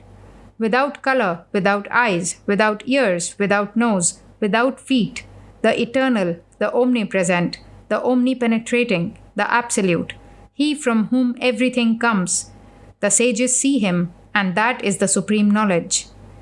Just as the Urnanabhi, a species of spider, creates a thread out of his own body and takes it back, just as the plants grow by their own nature, and all these things are yet separate and apparently different. The hair is, as it were, different from the other parts of a man's body. The plants are different from the earth. The thread is different from the spider. Yet they, the earth, the spider, and so on, were the causes, and in them these things act. So from this unchangeable one has come this universe. First, out of Brahman comes the knowledge of desire, and from that comes the manifestation of Creator, or the golden womb. From that comes intelligence, from that matter, and all these different worlds. This is the truth, that for those who want to come to salvation or attain to other enjoyments, various ways are told in the Vedas. Then the Mundaka Upanishad, goes on to say how they will reach these blessings. When they die, they will go through the sun's rays to places which are very beautiful, where after death they will go to heaven and live for some time, but from there they will again fall. Here are two words, Ishtam and Purtam. Sacrificial and other rituals are called Ishtam, and Purtam is making roads, building hospitals, and so on. Fools are they who think that rituals and doing good work are high and that there is nothing higher. They get what they desire and go to heaven, but every enjoyment and every sorrow must have an end. And so that ends, and they fall back and become men again, or still lower. Those that give up the world and learn to control the senses live in a forest. Through the rays of the sun they reach that immortality where lives he who is the absolute. Thus the sage, examining all desires of good or evil works, throws away all duties and wants to know that, getting which there is no more return, no more change. And to know that, he goes to the Guru, the teacher, with fuel in his hand. There is a myth in our country about going to the Guru with fuel in one's hands as a sign of helping him in making sacrifices, as he will not take presents. Who is a teacher? He who knows the secrets of the scriptures, he whose soul has gone unto Brahman, who does not care for works or going to heaven or all these things. Unto such a disciple who has controlled his mind, has become peaceful and calm, has given up all this tremendous wave that rises in the mind by desire. I will do this and that, and all those desires which are at best only disturbing, such as name and fame, which impel mankind to do all sorts of things. To that disciple in whom all these vexatious desires have been calmed down, the teacher teaches the way which is the science of Brahman, by which he can know that one who never changes and who is the truth. Then comes what he, Angiras, taught. This is the truth, O gentle one. As from a mass of burning flame myriads of sparks come out of the same nature as the fire, even so, from this unchangeable one, all these forms, all these ideas, all this creation come out, and unto him, it, the creation, goes back. But the Eternal One is everlasting, formless, without beginning, inside and outside of every being, beyond all life, beyond all mind, the pure one, beyond even the unchangeable, beyond everything. From him is born the vital principle, from him comes the mind, from him come all organs of the senses, from him are air, light, water, and this earth which holds all beings. These heavens are as it were his head, his eyes the sun and moon, the cardinal points are as it were his ears, the eternal knowledge of the Vedas is as it were his manifested speech. His life is the air, his heart is the universe, his feet this world. He is the eternal self of every being. From him have come the different Vedas, from him have come the gods of the Sadhyas. The latter are superior men, much higher than ordinary men, and very much like the gods. From him are all men, from him are all animals, from him is all life, from him all the forces in the mind, from him all truth, all chastity. The 7 organs are all from him, the 7 objects of perception are from him, the 7 actions of perception are from him. From him are the 7 worlds in which the life currents flow. From him are all these seas and oceans. From him are all rivers that roll into the sea. From him are all plants and all liquids. He is the inside. He is the inner soul of every being. This great Purusha, this great one, he is this universe. He is the work. He is the sacrifice. He is Brahman, and he is the Trinity. He who knows him frees his own soul from the bond of ignorance and becomes free. He is the bright one. He is inside every human soul. From him are all name and form. All the animals and men are from him. He is the one supreme. He who knows him becomes free. How to know him? Take this bow, which is the Upanishad, the knowledge of the Vedanta. Place upon that bow the sharpened rod, arrow of worship. Stretch that bow by what? By making the mind of the same form as he, by knowing that you are he. Thus strike at it. Strike at that Brahman with this rod. This one is the bow. This human mind is the rod, arrow. Brahman is the object which we want to hit. This object is to be hit by concentrating the mind. And just when the rod has hit its mark, the rod penetrates into the object and becomes one with it, a unity. Even so, this soul, the rod, is to be thrown upon the object so that it will become one with it. In whom are the heavens, this earth and the skies, in whom are the mind and all that lives. In the Upanishads, there are certain passages which are called the great words, which are always quoted and referred to. In him, that one, in him alone, the Atman, exist all other worlds. What is the use of all other talk? Know him alone. This is the bridge over this life to reach universality. He, Angiras, goes on to show a practical way. So far it is very figurative. Just as all the spokes of a wheel meet at the axle, even so in this body is that place from which all the arteries flow and at which they all meet. There, meditate upon the Om that is in the heart. May thou succeed. May the gentle one with success attain the goal. May you go beyond all darkness to him who is omniscient, the all-knowing. His glory is in heaven, on earth, and everywhere. He who has become the mind, the prana, he who is the leader in the body, he who is established in the food, the energy of life. By supreme knowledge, the sages see him whose nature is bliss, who shines as immortality. This is another of the sentences very much quoted. There are 2 words. One is jnana, the other vijnana. Jnana may be translated as science. This means intellectual knowledge only, and vijnana as realization. God cannot be perceived by intellectual knowledge. He who has realized the self by that supreme knowledge, what will become of that man? All the knots of the heart will be cut asunder. All darkness will vanish forever when you have seen the truth. How can you doubt? How foolish and childish you will think these fights and quarrels of different sciences and different philosophies and all this. You will smile at them. All doubts will vanish, and all work will go away. All work will vanish. Beyond, the golden sheath is there without any impurity, without parts, indivisible. He, the Brahman. His is the brightness, the light of all light. The knowers of the Atman realize him as such. And when you have done that, the sun cannot illumine, nor the moon, nor the stars. A flash of lightning cannot illumine the place. It is mental, away, deep in the mind. He shining, everything else shines. When he shines within, the whole man shines. This universe shines through his light. Take such passages for memorizing later on when studying the Upanishads. The difference between the Hindu mind and the European mind is that whereas in the West, truths are arrived at by examining the particular, the Hindu takes the opposite course. There is no such metaphysical sublimity as in the Upanishads.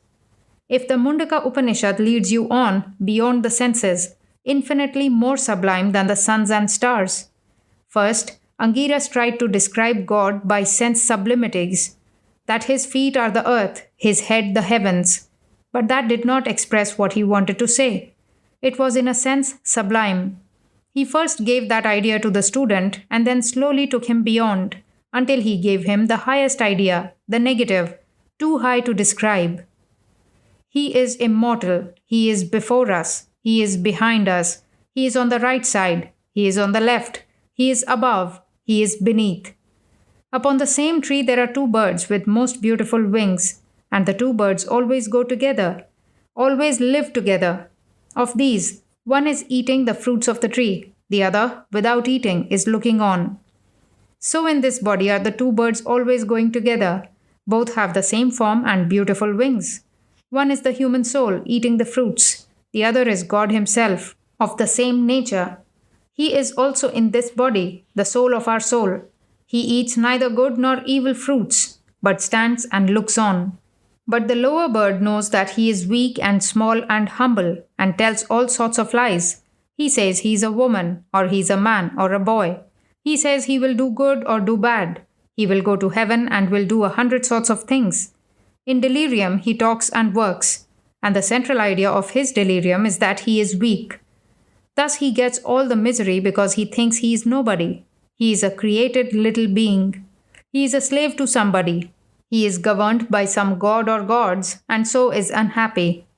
But when he becomes joined with God, when he becomes a yogi, he sees that the other bird, the Lord, is his own glory. Why, it was my own glory whom I called God, and this little I, this misery, was all hallucination. It never existed. I was never a woman, never a man, never any one of these things. Then he gives up all his sorrow. When this golden one, who is to be seen, is seen, the Creator, the Lord, the Purusha, the God of this universe, then the sage has washed off all stains of good and bad deeds. Good deeds are as much stains as bad deeds. Then he attains to total sameness with the Pure One. The sage knows that he who is the soul of all souls, this Atman, shines through all. He is the man, the woman, the cow, the dog, in all animals, in the sin and in the sinner. He is the sannyasin, he is in the ruler, he is everywhere. Knowing this, the sage speaks not. He gives up criticizing anyone, scolding anyone, thinking evil of anyone. His desires have gone into the Atman. This is the sign of the greatest knowers of Brahman, that they see nothing else but him. He is playing through all these things. Various forms, from the highest gods to the lowest worms, are all he. The ideas want to be illustrated. First of all, the writer showed us the idea that if we want to get to heaven and all these places, we will get there. That is to say, in the language of the Vedas, whatever one desires, that he sees. As I have told you in previous lectures, the Atman neither comes nor goes. It has neither birth nor death. You are all omnipresent. You are the Atman. You are at this moment in heaven and in the darkest places too. You are everywhere. Where are you not? Therefore, how can you go anywhere? These comings and goings are all fictions. The Atman can never come nor go. These visions change. When the mind is in a particular condition, it sees a certain vision, dreams a certain dream. So in this condition, we are all seeing this world and man and animals and all these things. But in this very place, this condition will change. And the very thing we are seeing as earth, we shall see as heaven, or we may see it as the opposite place or as any place we like. All this depends on our desires. But this dream cannot be permanent, just as we know that any dream in the night must break. Not one of these dreams will be permanent. We dream that which we think we will do. So these people who are always thinking in this life of going to heaven and meeting their friends will have that as soon as their dream of this life is ended. And they will be compelled by their desires of this life to see these other dreams. And those who are superstitious and are frightened into all such ideas as hell will dream that they are in the hot place. Those whose ideas in this life are brutal, when they die, will become pigs and hogs and all these things. With each one, what he desires, he finds. This book starts by telling us that those who know nothing better than a little road making or hospital building and such good works will have a good dream when they die. They will dream that they are in a place where they will have god bodies and can eat anything they like, jump about, go through walls, and so on, and sometimes come down and startle someone. In our mythology, there are the Devas who live in heaven, and the Devakas who are very much the same but a little more wicked. The Devas are like your angels, only some of them from time to time become wicked and find that the daughters of men are good. Our deities are celebrated for this sort of thing. What can you expect of them? They are here, simply hospital makers, and have no more knowledge than other men. They do some good work with the result that they become Devas. They do their good work for fame or name or some reward and get this reward dreaming that they are in heaven and doing all these things. Then there are demons who have done evil in this life. But our books say that these dreams will not last very long, and then they will either come back and take the old dream again as human beings or still worse. Therefore, according to these books, it behooves every sensible, right-thinking man once and for all to brush aside all such foolish ideas as heavens and hells. Two things exist in the world: dream and reality. What we call life is a succession of dreams, dream within dream. One dream is called heaven, another earth, another hell, and so on. One dream is called the human body, another the animal body, and so on. All are dreams. The reality is what is called Brahman, that being who is existence, knowledge, bliss. He is the guru, the sage who wants to get rid of all these dreams, to stand aside and know his own nature, who wants to go beyond this self-hypnotism. When we desire, we are hypnotizing ourselves. Just as I desire, I will go to heaven. That hypnotizes me. And I begin to find I am in heaven directly I die and will see angels and all sorts of things. I have seen about 50 people who have come from death's door, and they all have told me stories about being in heaven. These are the mythologies of our country, and it shows that it is all hypnotism. Where Western people make a great mistake is here. So far as you have these ideas of heaven and hell, we agree with you. But you say this earth is real. That cannot be. If this is real, heavens and hells are real, because the proof of each of these is the same. If one is a hypnotic condition, the whole of it must be so. Vedantists say that not only are heavens hypnotic, but so is this life and everything here. Some people want to go from one hypnotic condition to another, and these are what we call the fools of the world, the samsarins, the travelers who go from dream to dream, from one hypnotic trance to another. For 50 years they are under the idea that they are men and women. What nonsense is this? A man or a woman in the soul? It is terrible hypnotism. How can the soul have any sex? It is self-hypnotism. You have hypnotized yourself and think you are men and women.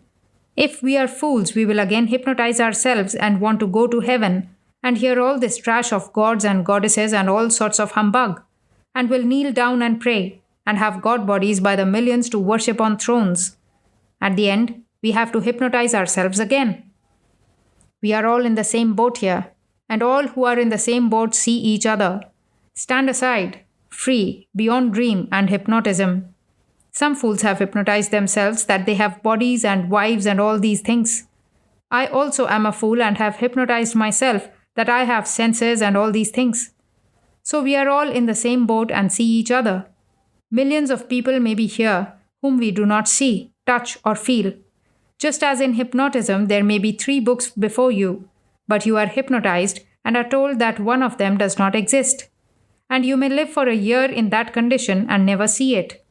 Suppose 30 men are under the same hypnotic influence and are told that this book does not exist. Those who are in this condition will all fail to see the book. Men, women, animals are all hypnotized and all see this dream because they are all in the same boat. The Vedanta philosophy says that this whole universe, mental, physical, moral, is hypnotic. Who is the cause of this hypnotism? You yourself are to blame. This weeping and wailing and knocking your heads into corners against brick walls, as it were, will not do you the least good. However, knocking everything that is hypnotic on the head leads to what is called non attachment, and clinging to more and more hypnotism is attachment. That is why in all religions you will find they wanted to give up the world, although many of them do not understand it. These fellows used to starve themselves in a forest and see the devil coming to them. You have heard those wonderful stories of India, of how those magicians can make a man see a rope rise from the ground to the skies. I have not seen any of them. One of the Mughal emperors, Jahangir, mentions it. He says, Allah, what do these devils do? They take a rope or a chain and the chain is thrown up and up until it becomes firm, as if it were stuck to something. Then they let a cat go up the chain, then a dog, then a wolf, then a tiger, then a lion. All walk up the chain and vanish. Sometimes they will send men up the chain. 2 men will go up and begin to fight, and then both of them vanish. And after a while you hear a noise of fighting, and then a head, a hand, and a foot fall. And mind you, there are 2,000 or 3,000 people present. The fellow showing it has only a loincloth on. They say this is hypnotism, throwing a net over the audience. That is what they call their science. It exists within a certain limit, but if you go beyond this limit or come within it, you do not see it. The man who is playing does not see anything. So if you stand near him, you do not see anything. Such is the hypnotism here. So we have first to get beyond the circle, jnana, or stand within the circle of the hypnotism, bhakti with God. The great player who is playing all these things, the whole universe he projects. Chapter after chapter comes and goes. This is called Maya, the power which creates all these tremendous things. He who is the ruler of this Maya is God, and he who is ruled by Maya is the soul. Just as in the case of that chain, so the man who was standing in the center had the power and was not deluded, but all that audience was governed by Maya. So that portion of Atman which rules Maya is called God, and the little bits of the Atman deluded by it are called souls, you and I. The Bhakta says, crawl nearer and nearer to the hypnotist, and when you get to the center, you do not see anything, you get clear of it.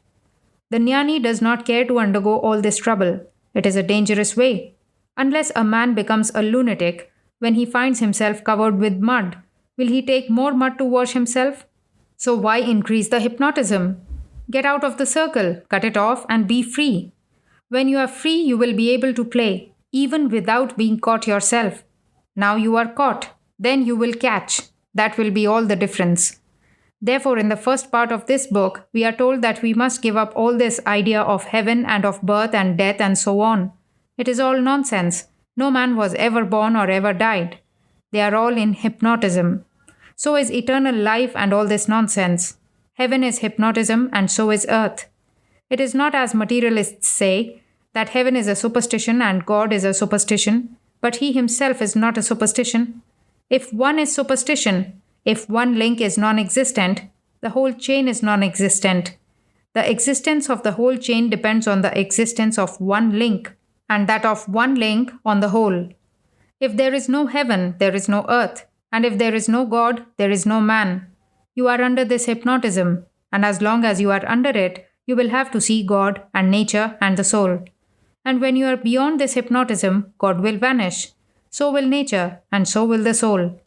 Therefore, first of all, we will have to give up all these ideas of God and heaven and enjoying the fruits of these, and all that going to heaven will be one more dream. Next, after showing these things, the book goes on to tell us how to get out of this hypnotism. And the one idea that is brought out through all these ideas is to be one with that universal being. The thing manifested, the universal being, is not anything of these. These are all nonsense, Maya.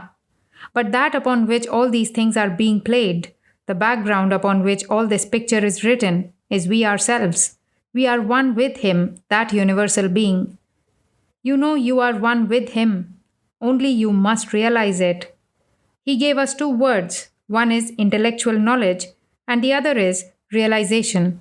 That is to say, intellectual assent is within this realization, and realization is beyond it. Therefore, intellectual assent is not sufficient. Every man can say this theory is right, but that is not realization. He must realize it. We can all say we understand that this is hypnotism, but that is not realization. That will be when the hypnotism will break, even for a moment. It will come in a flash. It must come. If you struggle, it will come. When it does vanish, all idea of body will go along with it, that you have sex or body just as a lamp blows out. Then what will become of you? If some part of your karma remains, this world will come back again, but not with the same force. You have known that it is what it is. You will know no more bondage. So long as you have eyes, you will have to see, or ears, you will have to hear, but not with the same force. I had read all sorts of things about the mirage, but had never seen it before until about 4 years ago when I was traveling in Western India. Of course, as a sannyasin, I was traveling on foot, making my slow marches. So it took me about a month to travel through that country. Every day I saw such beautiful lakes and the shadows of trees on the shores of those lakes, and the whole thing was quivering in the breeze, and birds flying, and animals. Every day I saw this and thought what a beautiful country it was. But when I reached some village, I found it was all sand. I said, "How is it?" One day I was very thirsty and thought I would drink a little water at the lake, but when I approached it, it disappeared. And with a flash, the thought came into my mind, this is the mirage about which I read all my life. But the strange thing is that I was traveling for a month and could never recognize that it was a mirage, and in one moment it vanished. I was very glad to know this was the mirage about which I had read all my life. Next morning I saw the lake again, and along with it came the idea, that is the mirage. All that month I had been seeing the mirage and could not distinguish between reality and mirage. But in that one moment I caught the idea. From that time, when I see a mirage, I will say, that is a mirage, and never feel it. Such will it be with this world when the whole thing will vanish once, and after that, if you have to live out your past work, you will not be deceived. Take a carriage with two wheels. Suppose I cut one of the wheels from the axle. The other wheel will run for some time by its past momentum and will then fall. The body is one wheel and the soul another, and they are joined by the axle of delusion. Knowledge is the axe which will cut the axle, and the soul will stop immediately, will give up all these vain dreams. But upon the body is that past momentum, and it will run a little, doing this and that, and then it will fall down. But only good momentum will be left, and that body can only do good. This is to warn you not to mistake a rascal for a free man. It will be impossible for that free man to do evil, so you must not be cheated. When you become free, the whole hypnotism has vanished, and you know the distinction between the reality and the mirage. The mirage will no more be a bondage. The most terrible things will not be able to daunt you. A mountain could fall upon you, but you will not care. You will know it for a mirage. 9.2.5 History of the Aryan Race. A Jnana Yoga class delivered in London, England on Thursday morning, May 7, 1896, and recorded by Mr. Hosea J. Goodwin. I have told you how I would divide the subject into 4 yogas, but as the bearing of all these various yogas is the same, the goal they want to arrive at is the same. I had better begin with the philosophical portion, the Jnana Yoga. Jnana means knowledge, and before going into the principles of the Vedanta philosophy, I think it is necessary to sketch in a few words the origin and the beginning and the development, the historical portion of that system. Most of you are now familiar with the words Arya and Aryan, and many things have been written on these words. About a century ago, there was an English judge in Bengal, Sir William Jones. In India, you know, there are Mohammedans and Hindus. The Hindus were the original people, and the Mohammedans came and conquered them and ruled over them for 700 years. There have been many other conquests in India, and whenever there is a new conquest, the criminal laws of the country are changed. The criminal law is always the law of the conquering nation, but the civil law remains the same. So when the English conquered India, they changed the criminal law, but the civil law remained. The judges, however, were Englishmen and did not know the language of the country in which the civil laws were written, and so they had to take the help of interpreters, lawyers of India, and so on. And when any question about Indian law arose, these scholars would be referred to. One of these judges, Sir William Jones, was a very ripe scholar, and he wanted to go to the fountainhead himself, to take up the language himself and study it, instead of relying upon these interpreters who, for instance, might be bribed to give any verdict. So he began to study the law of the Gentus, as the Hindus were called. Gentoo is probably a form of the word Gentile, used by the Portuguese and Spaniards, or heathen as you call it now. When the judge began to translate some of the books into English, he found that it was very hard to translate them correctly into English at first hand. What was his surprise when he found that if he translated them first into Latin and next into English, it was much easier. Then he found in translating that a large number of Sanskrit words were almost the same as in Latin. It was he who introduced the study of Sanskrit to the Europeans. Then, as the Germans were rising in scholarship, as well as the French, they took up the language and began to study it. With their tremendous power of analysis, the Germans found that there was a similarity between Sanskrit and all the European languages. Among the ancient languages, Greek was the nearest to it in resemblance. Later, it was found that there was a language called Lithuanian, spoken somewhere on the shores of the Baltic, an independent kingdom at that time and unconnected with Russia. The language of the Lithuanians is strikingly similar to Sanskrit. Some of the Lithuanian sentences are less changed from Sanskrit forms than the northern Indian languages. Thus, it was found that there is an intimate connection between all the various languages spoken in Europe and the two Asiatic languages, Persian and Sanskrit. Many theories are built upon it as to how this connection came. Theories were built up every day, and every day smashed. There is no knowing where it is going to stop. Then came the theory that there was one race in ancient times who called themselves Aryans. They found in Sanskrit literature that there was a people who spoke Sanskrit and called themselves Aryans, and this is mentioned also in Persian literature. Thus they founded the theory that there was in ancient times a nation of people who called themselves Aryans and who spoke Sanskrit and lived in Central Asia. This nation, they said, broke into several branches and migrated to Europe and Persia, and wherever they went, they took their own languages. German, Greek, and French are but remnants of an old tongue, and Sanskrit is the most highly developed of these languages. These are theories and have not been proved yet. They are mere conjectures and guesses. Many difficulties come in the way, for instance, how the Indians are dark and the Europeans are fair. Even within the same nation speaking these languages, in England itself, there are many with yellow hair and many with black. Thus there are many questions which have not yet been settled. But this is certain, that all the nations of Europe except the Basques, the Hungarians, the Tatars and the Finns, excepting these, all the Europeans, all the northern Indians and the Persians speak branches of the same language.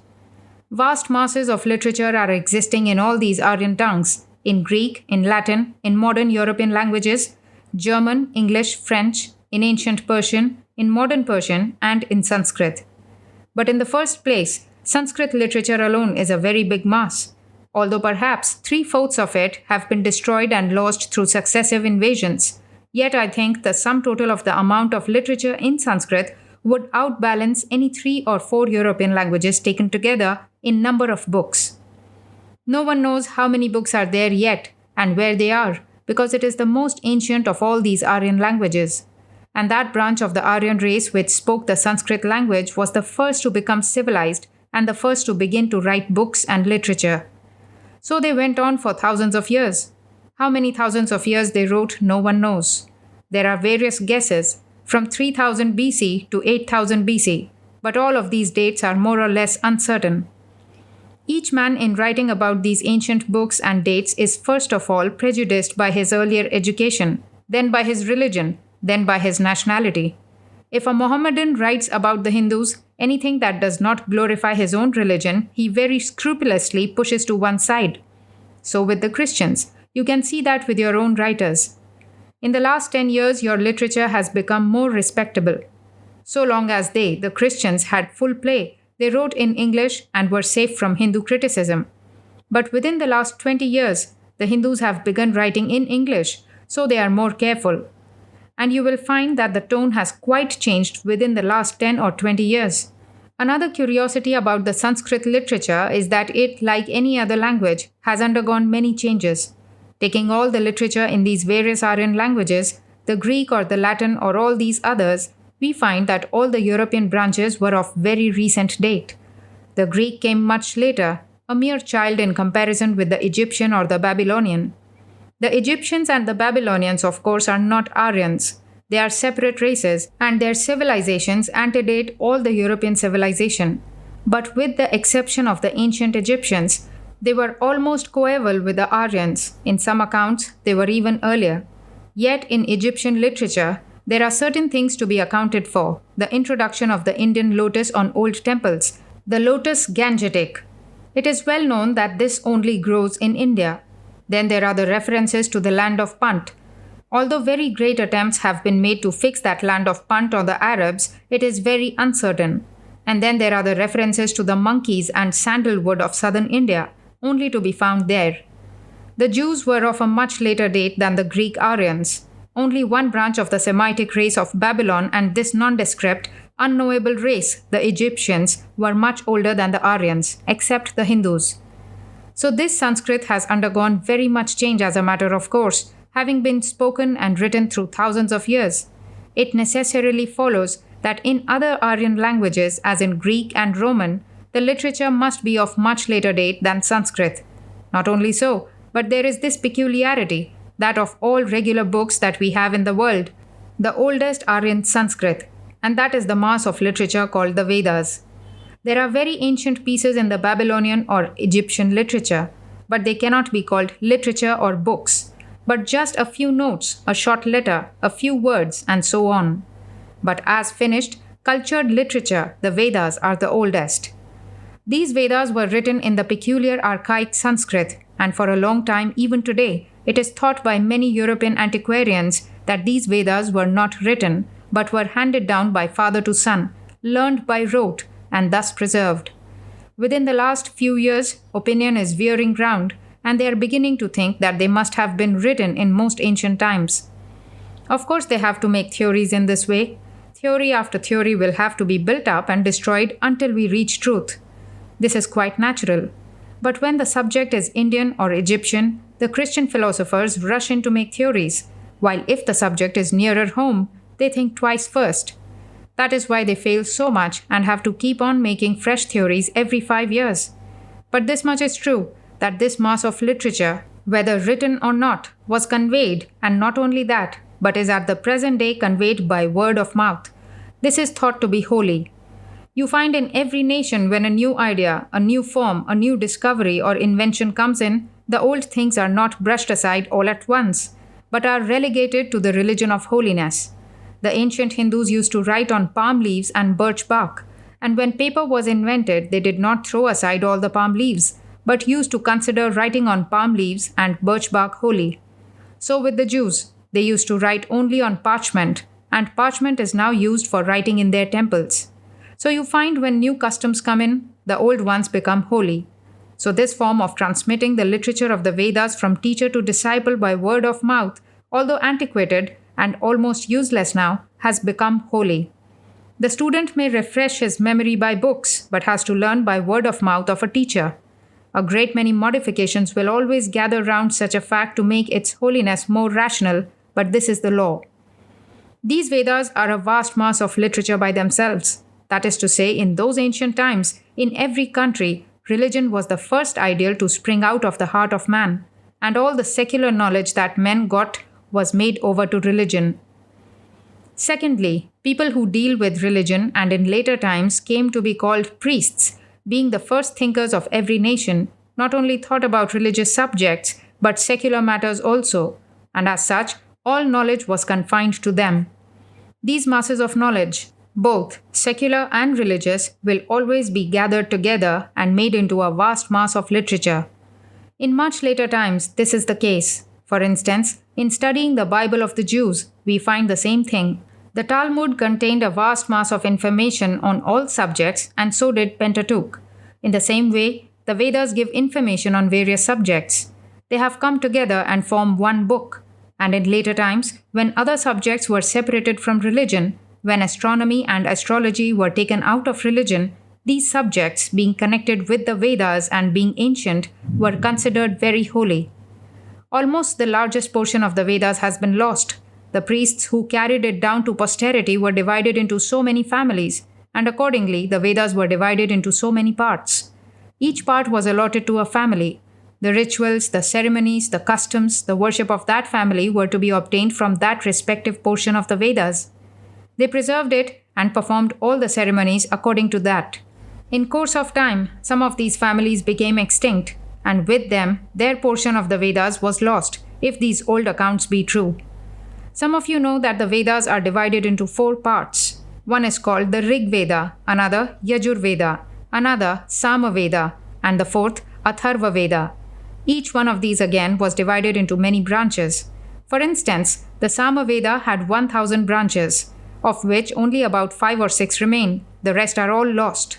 So with the others, the Rig Veda had 108, of which only 1 remains, and the rest are all lost. Then there were these various invasions. India has been the one country to which every nation that has become strong wants to go and conquer, it being reputed to be very rich. The wealth of the people had become a fable, even in the most ancient history.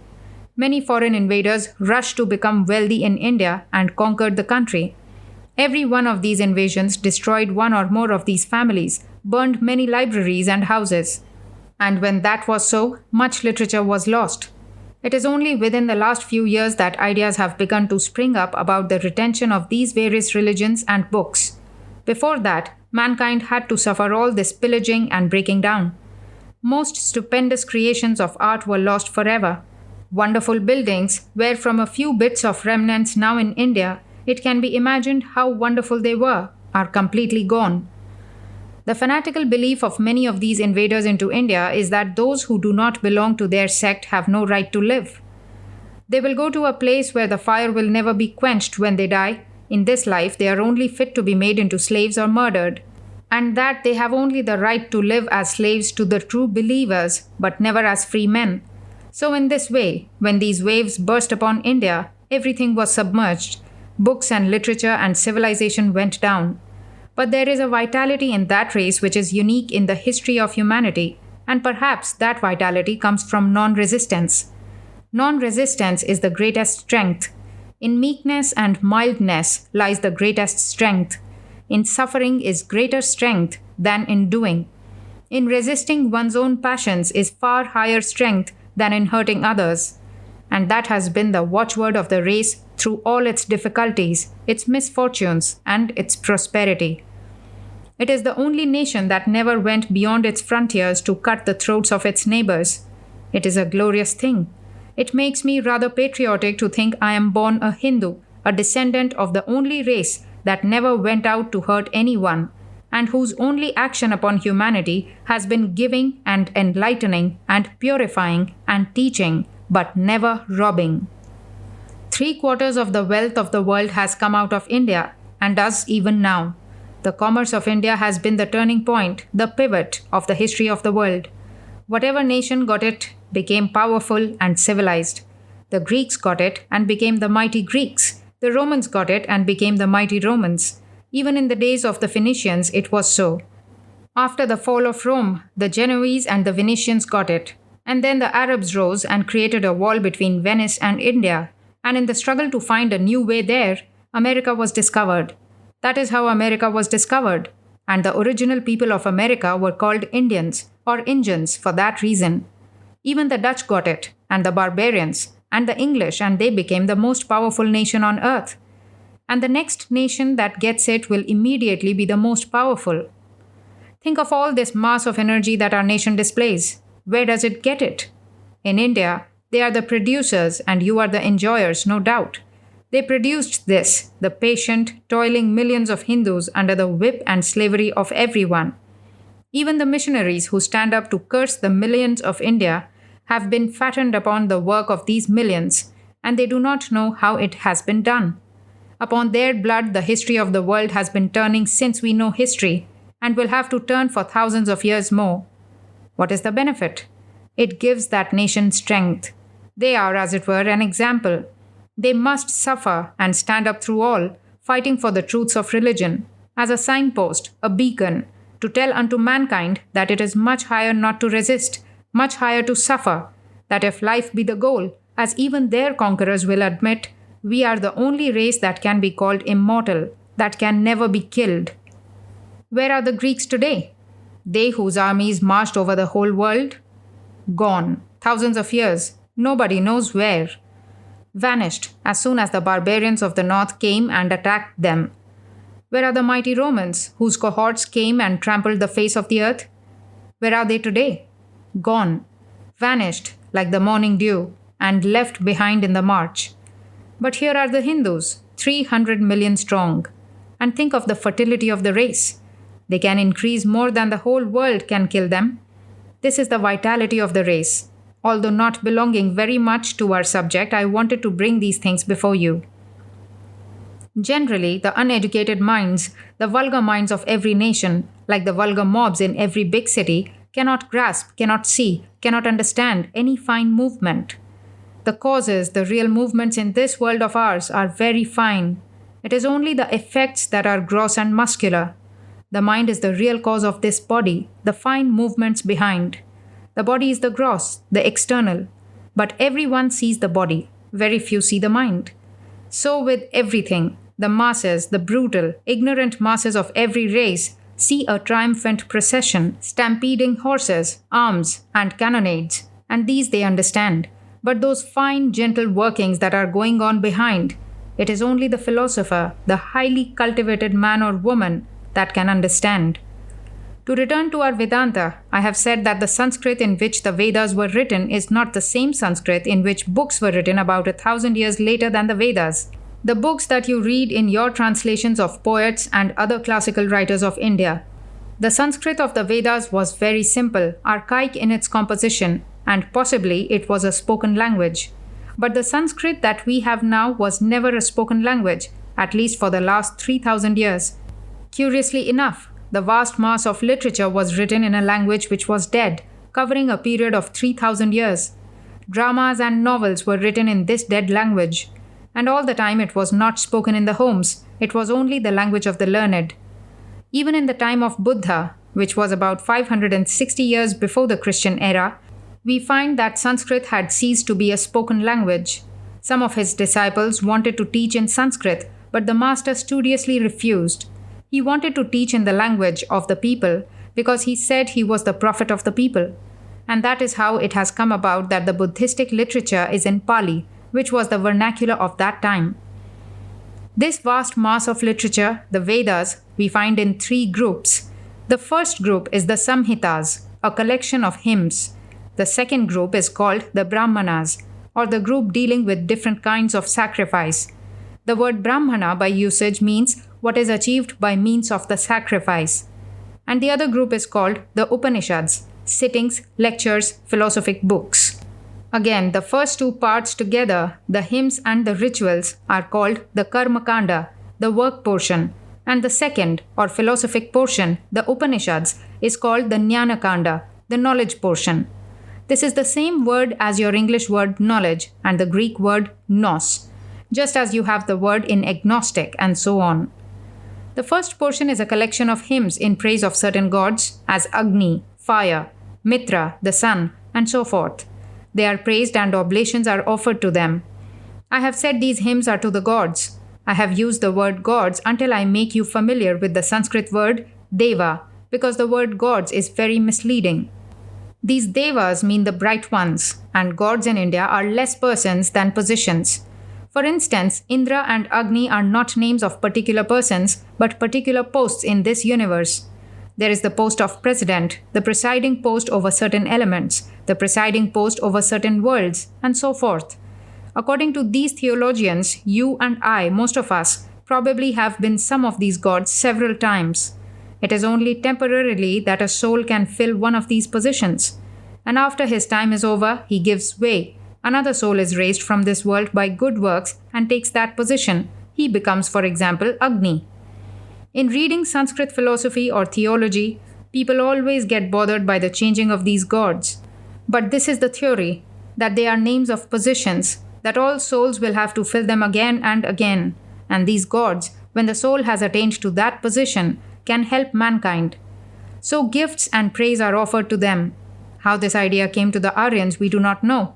But in the earliest portion of the Rig Veda, we find this idea perfected and completed. Behind and beyond all these devas and men and animals and worlds is the ruler of this universe, Ishvara, somewhat similar to what in the New Testament is called God the Creator, Preserver, the ruler of this universe.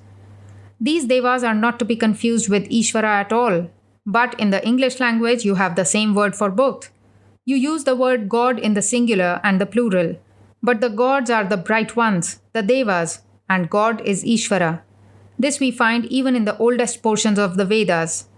Another peculiarity is that this Ishvara, this God, is manifesting himself in all these various forms of bright ones.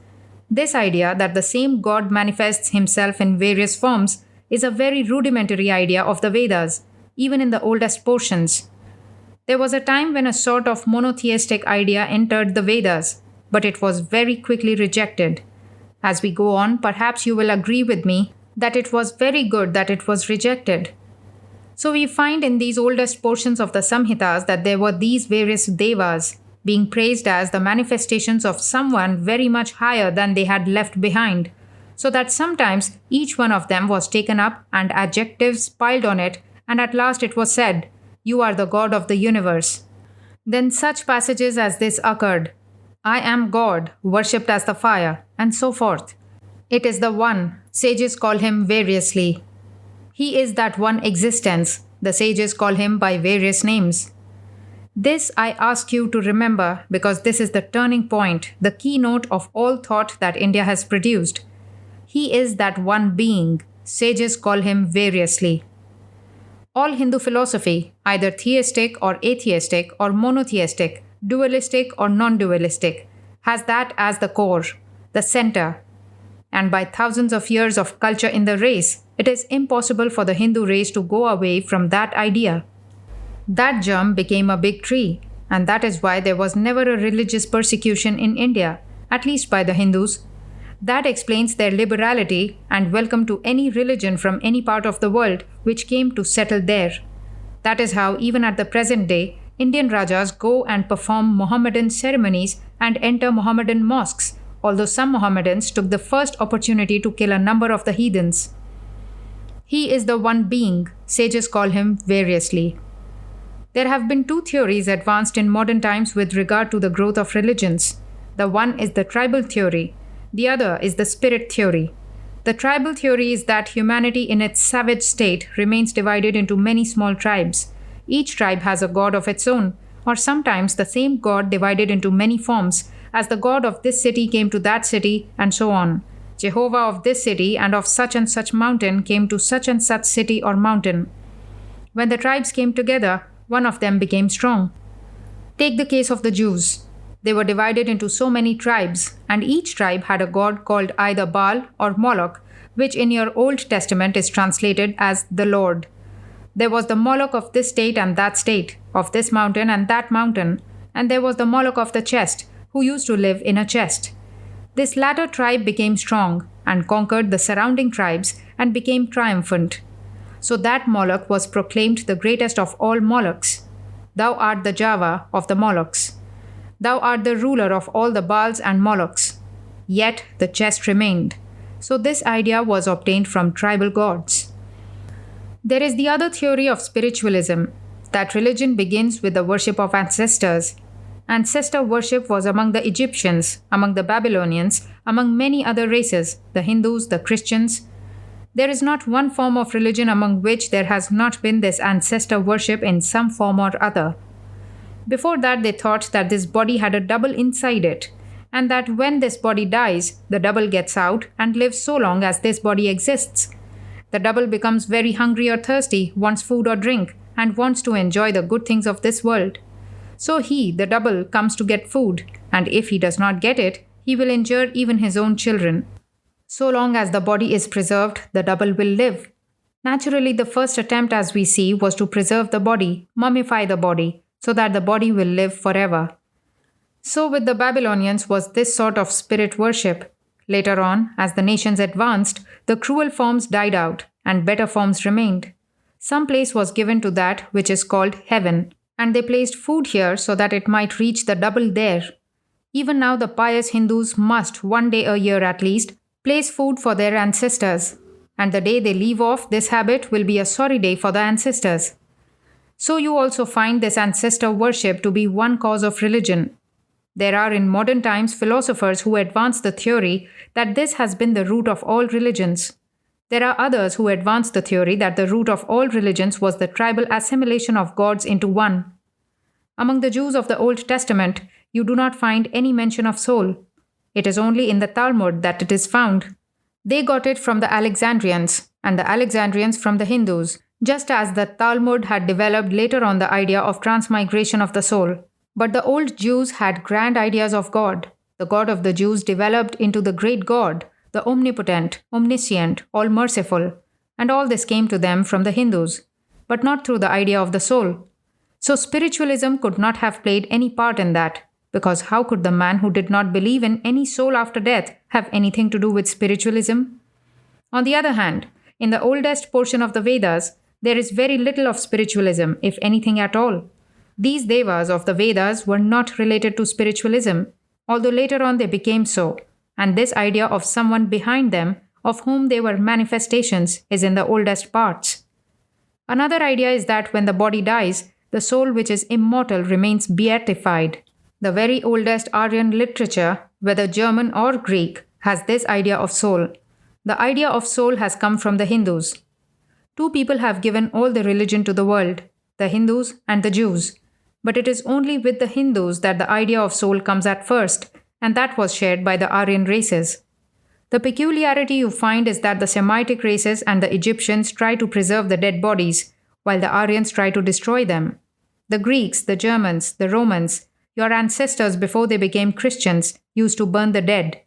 It was only when Charlemagne made you Christians with the sword, and when you refused, he cut off a few hundred heads, and the rest jumped into the water, that burying came here. You see at once the metaphysical significance of burning the dead. The burying of the dead can only remain when there is no idea of the soul, and the body is all. At best there came the idea later on that this very body will have another lease of life after so many years. Mummies will come out and begin to walk the streets again. But with the Aryans, the idea was from the first that the soul is not the body, but would live on. There are some old hymns in the Rig Veda. When the bodies are burnt, they say, "Take him gently, purify him, give him a bright body, take him to the land where the fathers live, where there is no more sorrow and where there is joy forever."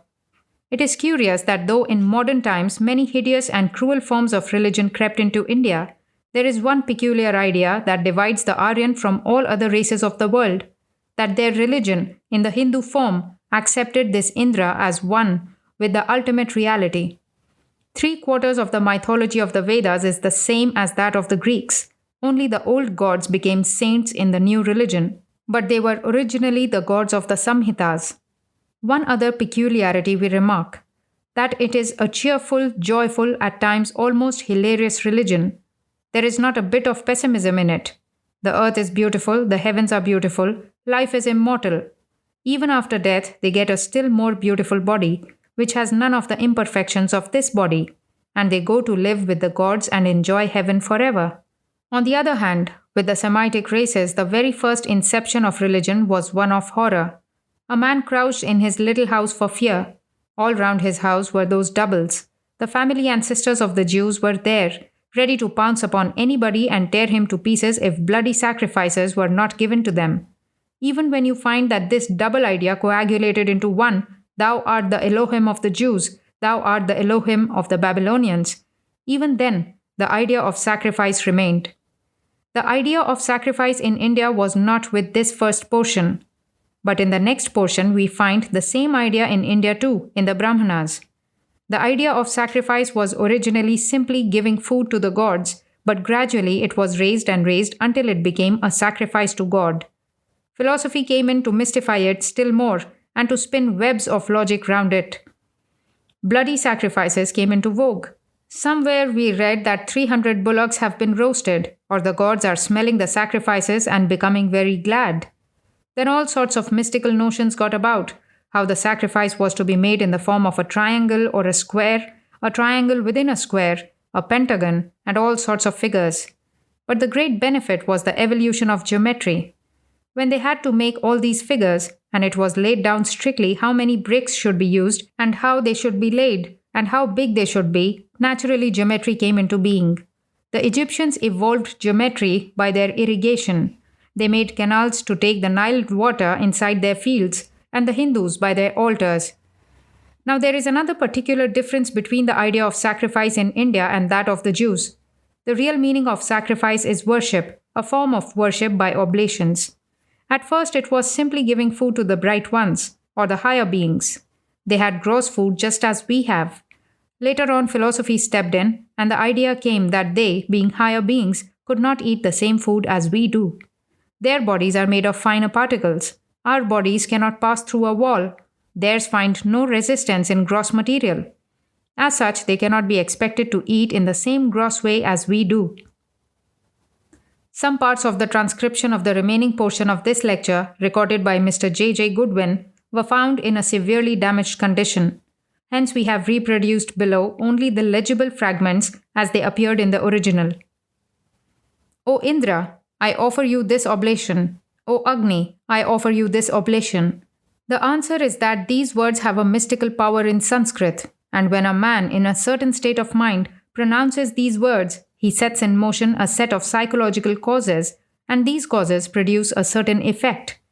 That is the evolution of thought. To make it clearer, suppose a man was childless and wanted a son. He worshipped Indra, and if he got a son, he said Indra gave him the son. Later on they said Indra did not exist. Who then gave him the son? The whole thing is a matter of cause and effect. They said it was not giving the gods food, but simply laying my sins upon the head of another victim. My sins go upon the goat's head, and if the goat be killed, my sins are forgiven. That idea of sacrifice of the Jews never entered India, and perhaps that has saved us many a pang, many a trouble. Human nature is selfish, and the vast majority of men and women weak. And to teach vicarious sacrifice makes us more and more weak. Every child is taught that he is nothing until the poor fellow becomes hypnotized into nothing. He goes in search of somebody to cling on to and never thinks of clinging to himself.